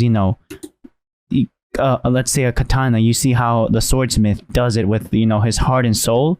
And then what's the name of those cursed swords? The ones that if they're unsheathed, it must taste blood in order to be satisfied. From where? In Japanese lore, I forgot there's a name for a specific brand. Sugumomo. Yeah. No. It's that feeling that I have, like, of creating something, and I think it's called sensui, but I'm not sure. but I might be bugging right now. It's headcanon right now. yeah, but that's my feeling. Like, I want to understand how things work. I like how what keeps me motivated, finding how things work, and then how I can manipulate it, improve, or create something else with it. Now, what other people use it for, that's what saddens me sometimes. Like, like the guy that created, again, gunpowder, I think it was in China for religious reasons. And then maybe some European... That was for fireworks, no? Yeah, fireworks. Yeah, it's for fireworks. Something like, I wouldn't say religion, but I could be wrong easily. No, wasn't it just for personal use and for fun? For entertainment. There you go. Yeah. Entertainment, which is even sadder now that I think about it. But that, like Gundam, imagine the guy that created mechanically or a car or those things. You create a car, you race around, people race around, but eventually somebody in the street runs over people on purpose or stuff like that. That there is an idea that I talked to my dad about, like the future, right? How people can't have limbs, like because of whatever happened in their life, they lost limbs. There's an idea that I've always been pushing about eventually not having to worry about our physical body, but having our consciousness be able to control machines. But eventually I was talking within myself, right in my head, how can people corrupt this? And that's the sad part. And the longer... Bro, you trying to get uploaded, bro? I mean, not really. It's just that I feel like that's another path. Like an example with my visual impairment. I know my eyes are limited. So I started from my eyes first. First, I started with my eyes. How can I upload information from a camera, let's say thermal or whatever, into my brain, and I can process it in my brain and not even need my eyes, and have a third person view or other cameras in my head that I can see. Then that went, okay, what about limbs? And then what about, this was inspired by anime, the mechas, the Zoids, all those things. Or with Spike or with the black dog, his buddy, he has a metal foot, remember, a metal leg, right? From Cowboy Bebop. What? Okay. He has a fake leg, right? Or a fake arm. Or prosthetic, both. Right. He has prosthetics. And that inspired me, like, okay, how can people, if need be, they can use prosthetics. But this entire scenario went out in my head, and then I thought about, okay, eventually how people are going to make crimes. They're going to start making crimes with robot bodies and start blaming it on other people and so on and so forth. And I kept, and like, okay, if I go down this path, somebody already thought about it, and they're like, it's like the gun, or worse, because you're creating another medium where the human brain can interact with its environment. The gun is just an instrument, but you're creating an entire body where you can interact with the world, or bodies. Mm-hmm. And that's what, like, kind of sometimes saddens me, but at the same time I want to create something else, like not the software, the hardware, the theory of how you can basically get yourself uploaded, or not even, maybe clone yourself. Like, you know how people have double personality? You could offload the double personalities into different bodies. But that was inspired by anime, personally. With the girl, what's this name? The girl that's a police officer in the future.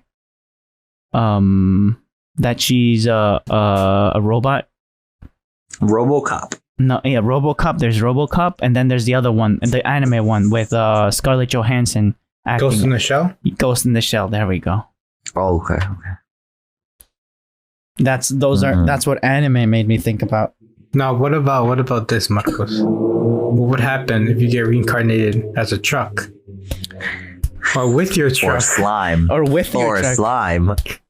I mean, it's not tech, but it's still biological. It could be tech. It could be in the biological sense. That's what I'm saying. You're metal now.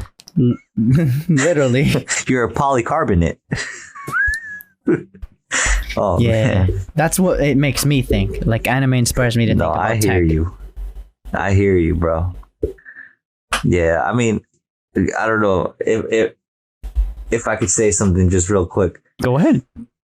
I mean, personally, as far as I take anime, I take it as a, no holds bar entertainment, and that's it.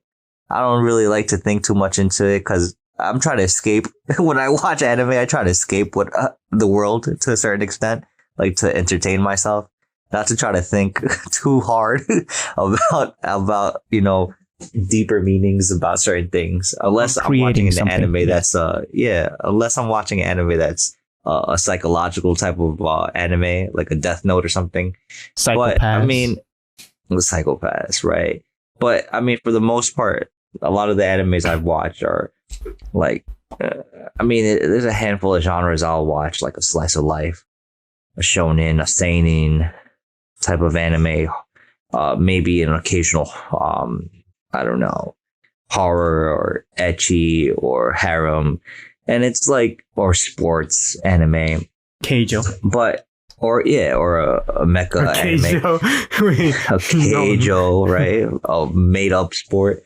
I mean, I gets the take heart it as a right. Everything else too. To be quite honest, like I just watch it simply for the entertainment purposes only. I try not to let anime influence me to any degree, unless it's just for like, I want to say maybe, oh, that's a great idea. Maybe I should turn into a slime and create a little empire. I don't know. I mean, but never is it like, oh wow, this is a life changing experience that I've seen on the show. Like, I take it very like entertainment wise. I don't think of it, and that's okay. That's not a problem. That's the main reason for it. Yeah, no, and I mean, to your point, guys, like I enjoy a lot of this anime, not for any other reason, but because it's entertainment. Me personally, if I ever start, thinking, oh, I wish I could be Kirito and have all these girls, get at me and while I'm swinging my big sword, I mean, I already do that. Maybe. Who doesn't do that already, though? That's normal. Right, so, right, whatever normal means. I mean, again, I don't let that influence me too heavy. I just watch it simply for the entertainment purposes only. And everything is like, secondary to me. A lot of times I do like the story, the plot, the way the writer makes the story progress, the pacing of the actual animation when it's actually animated. Like those things, I find fun and entertaining. Sometimes the politics and I guess the psychology about it for certain animes, and even like, I guess the point of views, like I understand that's the person or the actual writer's point of view. Sometimes I agree with it. Sometimes I don't, but I don't let that take away from the entertainment aspect of it. So I try to enjoy the work of art for what it is and nothing more and nothing less.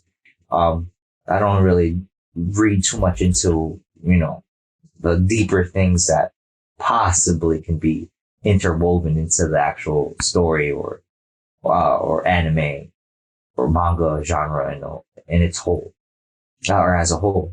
I mean, I can easily explain a little bit about, I don't know if you've seen this anime for the season, a certain scientific railgun. Ooh. I think it's great.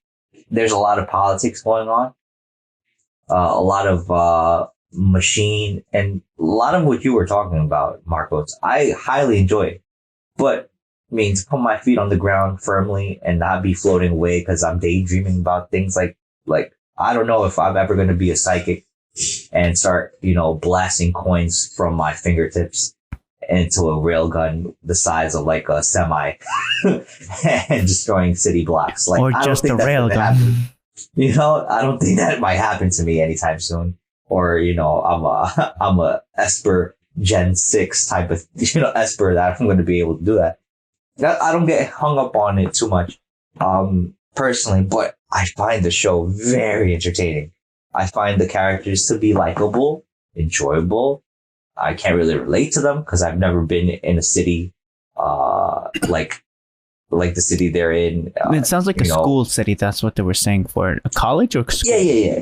It's a school city, I guess you could call it. But the city is controlled by the Black organization of the world government or whatever the case is. The politics. Yeah. And then basically all the people that live there are basically guinea pigs for these scientists / doctors that are trying to progress an agenda that they want to control, or basically they want control of powerful espers that they can use as weapons. So, I mean, again, I find it crazily entertaining, but I don't read too much into, this is definitely going to, translate to this is what's going to happen in the real world in the next 2-3 years. I just enjoy it for what it is. I can definitely be like, what's another one? I don't know if you guys seen Danmachi or Fire Force. It's like, I don't know. I've seen both. So yeah, it's like, I doubt the world's going to look like that anytime soon. But I watch it because it's highly entertaining. What's it called? As far as, and I don't think I'm finished. I don't know if you guys have a little bit of time left. I don't know what time you guys want to end the. I'm down. Then let me quickly save this, download this recording and restart. Yeah, I'm down. I got no time limit. What about you, Josue? Oh, I think I gotta step out because I gotta go tomorrow. Okay, so yeah, no, I was gonna say in like the next 10 minutes I can break down a couple things, and then I gotta go too. Okay, so let me just download. Let me just stop recording real quick.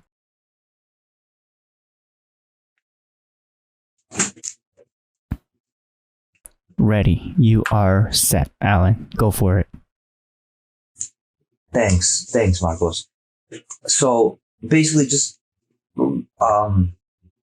I guess breaking down a little bit of anime that I've watched and I haven't watched and I want to watch. So for whatever reason, there were a couple animes that I rewatched during the pandemic, and I think I watched it maybe 2 or 3 times, and I fully enjoyed it. And one is called In Another World with My Smartphone. Okay. Death March to the Parallel World, Rhapsody. I watched that one like maybe twice. And I can't remember. Akashic Records of Bastard Magic Instructor. Oh, the Akashic. Yeah, is it the one with the one with the Joker card? Yeah, exactly.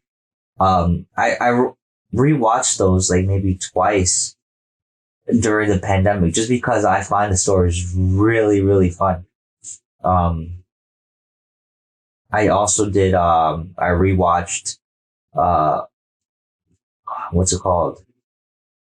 I remember the name. Oh, My Teen Romantic Comedy, Snafu.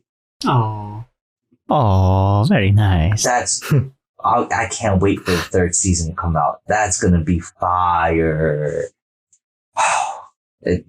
Great story for me. I don't know if you guys seen Assassin's Pride. Is that what the? Yeah, I have. I think the one about the girl that it's like a dystopian world.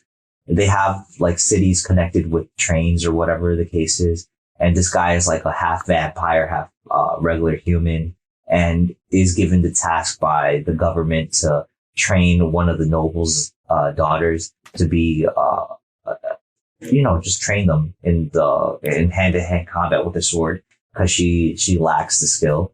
And basically, he helps her out to such a degree where, things progress in more ways than one. Let's just say it that way. And, it's a great story. I highly recommend it for those that haven't seen it. I rewatched Isekai Cheat Magician. I thought it was really good. What else? Trinity 7, I rewatched. Asterisk War. That's good. The Trinity Asterisk War, I rewatched. Okay. Oh yeah, the Asterisk War I also rewatched. Very good. There's World another Break. one. Asterisk War and Chivalry of a Failed Knight or something like that. I rewatched that one too. I also rewatched Date Alive. World Break, Aria of Curse for a Holy Swordsman. I rewatched, which was great. I rewatched the Why the Hell Are You Here, Teacher? Which one? Okay. I rewatched The World God Only Knows. I need to finish that one. Watch that, bro. I rewatched Magi. It was great. It was great. I finished watching, because I didn't finish it. I finished watching Magical Senpai. That was very fun. Okay. For the ones that the people out there that are listening to us that wanna what's it called? Like a little bit of that I guess that Twilight type of vibe. I rewatched Strike the Blood, which was really good. I don't know if you guys seen it before, Strike the Blood. I think I have. Is it? Yeah, I think so too. Yeah, is it the one with the girl? The vampire. Yeah. Yeah, it was good. I also rewatched The Master of Ragnarok and Blesser of Energar, or whatever it's called. Yeah. That was good too, bro. Trying to think which other one did I rewatch. I rewatched a Rurouni Kenshin. You can't go wrong with that. Yeah, that's a classic. Also, I don't know if you guys watch Black Bullet. I think I saw. rewatched that one. I think there's 2 seasons, I think, right? For it? No, it's just a single season. 24, 25 episodes, I think. For that one, it's 13 actually. Okay, episodes. damn it. Yeah, then I haven't seen it. Damn it. I'm thinking about the black, Darker Than Black. Oh, okay. Have you guys seen Sakano? How to Raise a Boring Girlfriend? A boring girl? What? No. Yeah. Just by my reaction, no. Yeah, How to you should Raise a watch- it's Boy. 13 Oh episodes. yeah. I gotta watch it and finish it. Yeah, and there's 2 seasons. I do believe they're coming out with the 3rd. If I'm mistaken, they probably ended it and they just summed it up in the actual movie that already came out in Japan and is supposed to come out over here, God knows when. But what I've been trying to do is figure out how to VPN my browser so I can actually go to a Japanese downloading movie website, like a legitimate one, I think it's called DMM, and try to, finesse my way to getting this DVD download. Respect. you know. Oh yeah. Heck yeah. I did that with Netflix With VPN, Yeah, right? With yeah. NordVPN. because I wanted to see if the 3rd season of Seven Deadly Sins was out and over there on Netflix, and it was. Yeah. I was like lucky. Oh, nice, bro. But over there, they're like, we don't know no Seven Deadly Sins. We only know no Taisai. Exactly. Oh, nice high. And Exactly. the service that I use for VPNs is Nord, and I use it to watch Doctor Who, Oh, the cool, British bro. one. Yeah. Oh, did you guys know Yuna and the Haunted Hot Springs is coming out with a 2nd season? It's Ooh, delayed, that's but it's good. coming out. Is it the one with the ghost girl that the guy can see Yeah. ghosts and there's a ninja on ogre? It's not just the ghost girl. It's It's a the thick ghost girl. Big, big it's girl. ninja, ghost. No, it's ninja, ghost, ogre, cat girl, and like a deity, right? That the owner of the water springs is like a deity that doesn't die or that doesn't Yeah. grow old. It's like an eternal young girl. Yeah, I've seen it. I know what you're talking about. Ooh. That one's Ooh. nice. It's very nice. And then she's a ghost, so she's gonna become into a cursed ghost, right? If she stays alive for too long. I think so. I think that's the premise. The ending, that's what they were talking about for that one. Right. Let's see. Off the top of my head, bro, the Gurren Lagann is the one I'm watching on Hulu, Netflix. as well as Shiro Neko. And then the other one, there's another one. I forgot the name of it, but it's the one where they're in a dystopian future because the current world was destroyed because aliens came to invade it, and everyone has like numbers plastered on their body in some way, shape, or form. And Plunderers, yeah. Plunder. I'm watching that on Hulu. I'm letting that stack up. Really good. One. Likewise. Yeah. I'm letting all of them stack up just so I have something to watch. Again, that's my motto. Let it stack. Yes, I approve Let to it that. stack. Yeah, dude. But as far as anime goes, those are the ones I'm currently watching or currently finished rewatching. And I haven't really seen too much I guess anime in like In a the while. last week. Yeah, in the past week. I haven't really seen too much of it just because I've tried to like be I guess a patient person, try not to watch all of it because it's going to be over and then I got to wait a week just for a maybe we're coming out back and making dub shows or subtitle shows or shows in general. But you know what that means, though, right? You can go to the older ones and watch them again, like Log Horizon, GTO.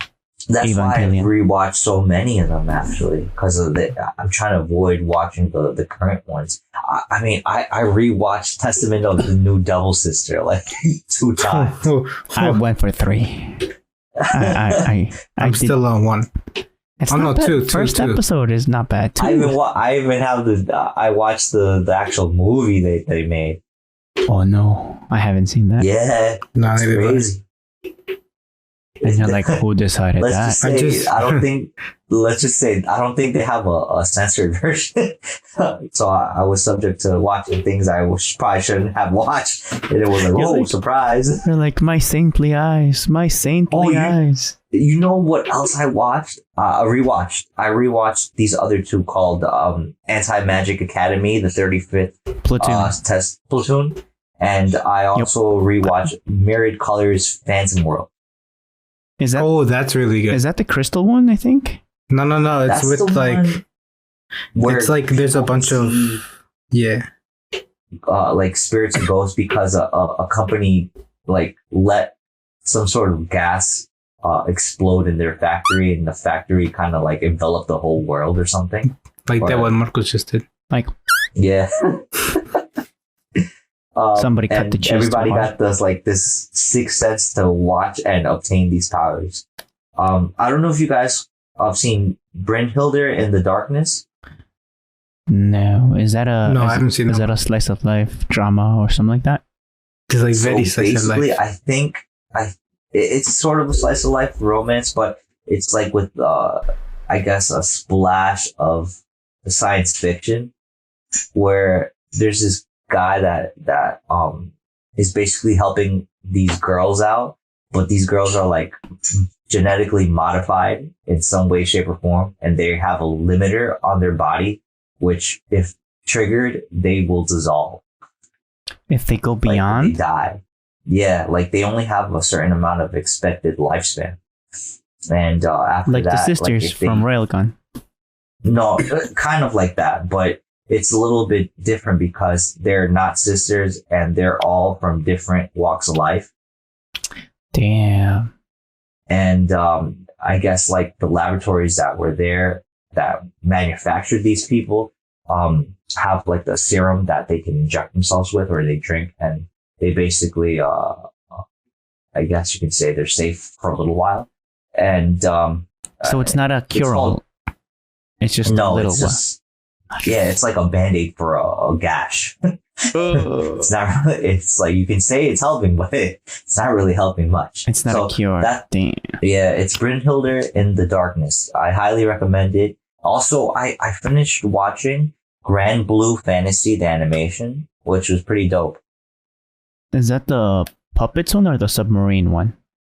No, that's Arpeggio Blue, I think. Oh, I'm okay, thinking yeah. about. The Grand Blue Yeah, Fantasy is like isn't their that a game? pirates or yeah, it's a game that was made into anime, and it's basically their airfarers, I guess, instead of seafarers, airfarers or skyfarers, and they go fairies. around to island.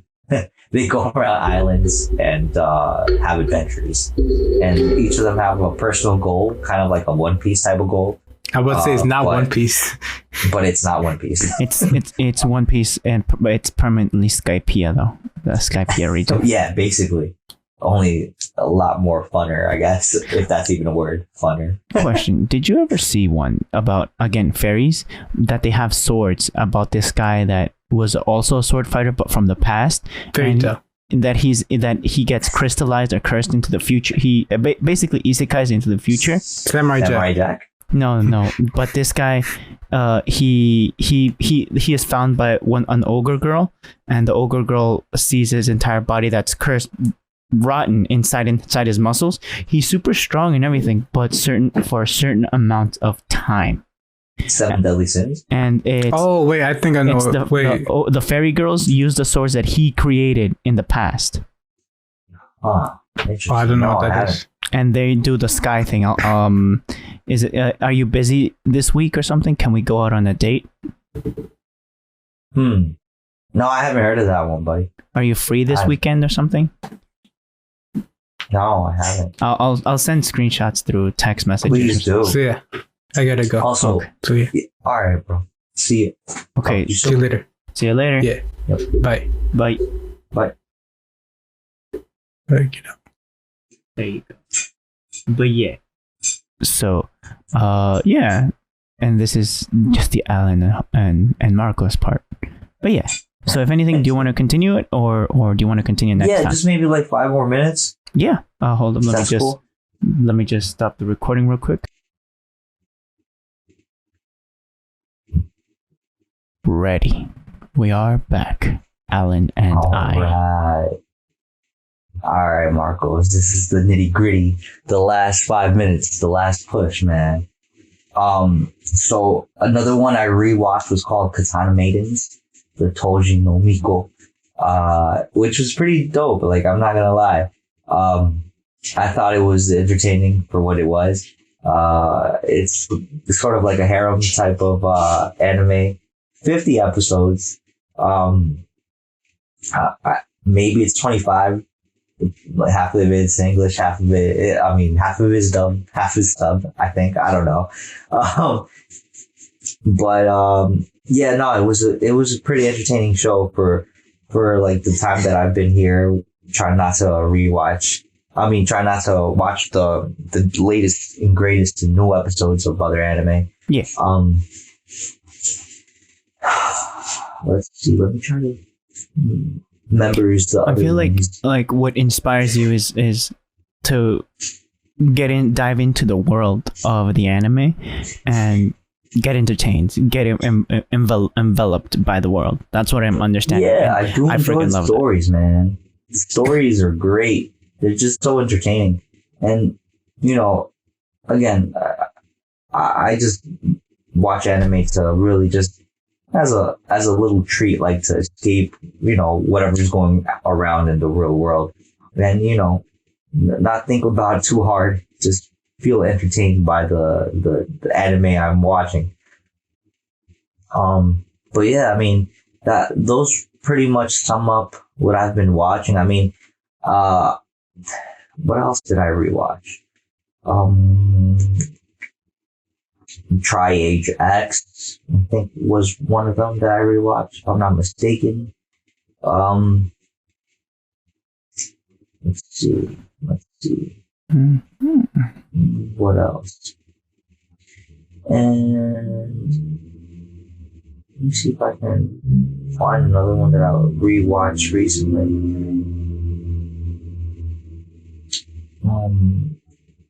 Initial D. Okay. Another classic right there. Let's see. I try to rewatch Wakuru no Romance. And I think I only got up to like episode 2, and I was like, I've seen this already. I don't want to watch it again. But it was good. First time I watched it. The Dagashi Kashi. I rewatched. It was good with the traditional Japanese sweets, and the girl, her father like owns a big candy store company, and then the protagonist is like a small time candy shop owner with his dad. Good show. It's the story, the entertainment. Yeah, the story progresses awfully nice. There's this love triangle there, and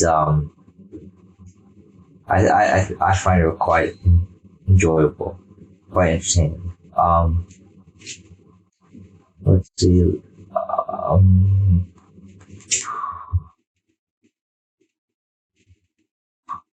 The Trinity 7, though, you recommended it to me, and I do not regret it at all. I'm glad you enjoyed it. Another one I have to jump back on is the Monogatari series. I really need to finish that one up. I think I saw the first three, if they're divided into seasons, and yeah, like 2 and movies. it's all weird because it came out like out of order, I guess, when it aired. It's like the goddess one, the girl that's in high school, what's her name? The melancholy of Right, of Haruhi. Yeah, Haruhi. There you go. Yeah, That's another one. exactly. That one's more That's a bite-sized good one. compared to Monogatari, though. Yeah, that one's a lot longer, and that one does have a lot of like innuendos and like insiders, like only Japanese people would probably understand, like the jokes and The Monogatari? in there. Yeah, Yeah. Yes. but they have a lot of like Japanese centered, like real, like if you don't know, you don't know. It's like unless you live over here and you're inside this world that we live in Japan, and social constructs and structures that they've made, like that you're gonna get it more, or you'll understand the deeper meanings with it. But I mean, I enjoyed it for what it was, like the show, the entertaining part. Let's see if I can remember. What was the other show I rewatched? It was no, not Absolute Duo. It was interesting. I forgot the name of it. It'll come to me if hopefully it'll come to me. Don't feel pressured. But yeah, I mean, I feel like it what inspires you is the story itself. It doesn't matter if it's shonen, it's mecha, it's whatever. If it catches your attention, your mood, depending on your mood of that moment, I feel like I'm just talking out of my experience, but that's what I'm understanding out of you. It doesn't matter what genre it is, as long as it catches that attention that you just didn't expect, or that je ne sais quoi. Yeah. No, definitely. Like, I don't mind the type of genre it is, as long as it's an entertaining story, to me at least. I'll watch it, fully enjoy it. Like, I think that's the best part of the actual anime. You don't have to understand everything completely. You don't have to love everything about the whole story. There's certain things that you pick out and you're like, oh, that's entertaining, or I like the art. And or that's I like okay. the pacing, or whatever the case is. Yeah. But those are a few of the shows that I rewatched, and the ones I'm currently watching, like the Under one, the Gurren Lagann one I'm watching currently. I'm watching the Shironeko one. Definitely One Piece, I'm letting it stack. Same thing with Black Clover, letting it stack. I feel like personally I caught up to Black Clover, and I'm okay not watching Black Clover right now because I'm thoroughly entertained with Maid-sama, GTO, and Ranma 1/2. Ranma 1/2, yeah. And Rurouni Kenshin. Yeah, no, it's good, bro. Like the Yu Yu Hakusho one, I recommend. The Hunter, I've seen it already 3 times, and then Hunter one time, and I've seen a 45-minute review of it. Can't say enough about it. I've never finished talking. There's shows that you can definitely get into, and the world building that they create in those shows is something like momentous. Like, it's great, it's grandiose. And when you start watching it, you're like, wow, the interweaving, the amount of mind power or brain power, the writer, the mangaka, It's put in. baby. It's baby. You can tell he put the time, effort, feels into Just that. just to like create a world where his characters can live in, walk in, and grow in. It's pretty fun. So It's not only the characters, but also the world that they are in, that they're interacting in. Thumbs up on my end. Nah, definitely. That's how I'm looking at it. And I just sit back, relax, and enjoy. That's what I've been doing. So yeah. So right now, I think I'm gonna call it, and Yeah, hopefully, sounds good.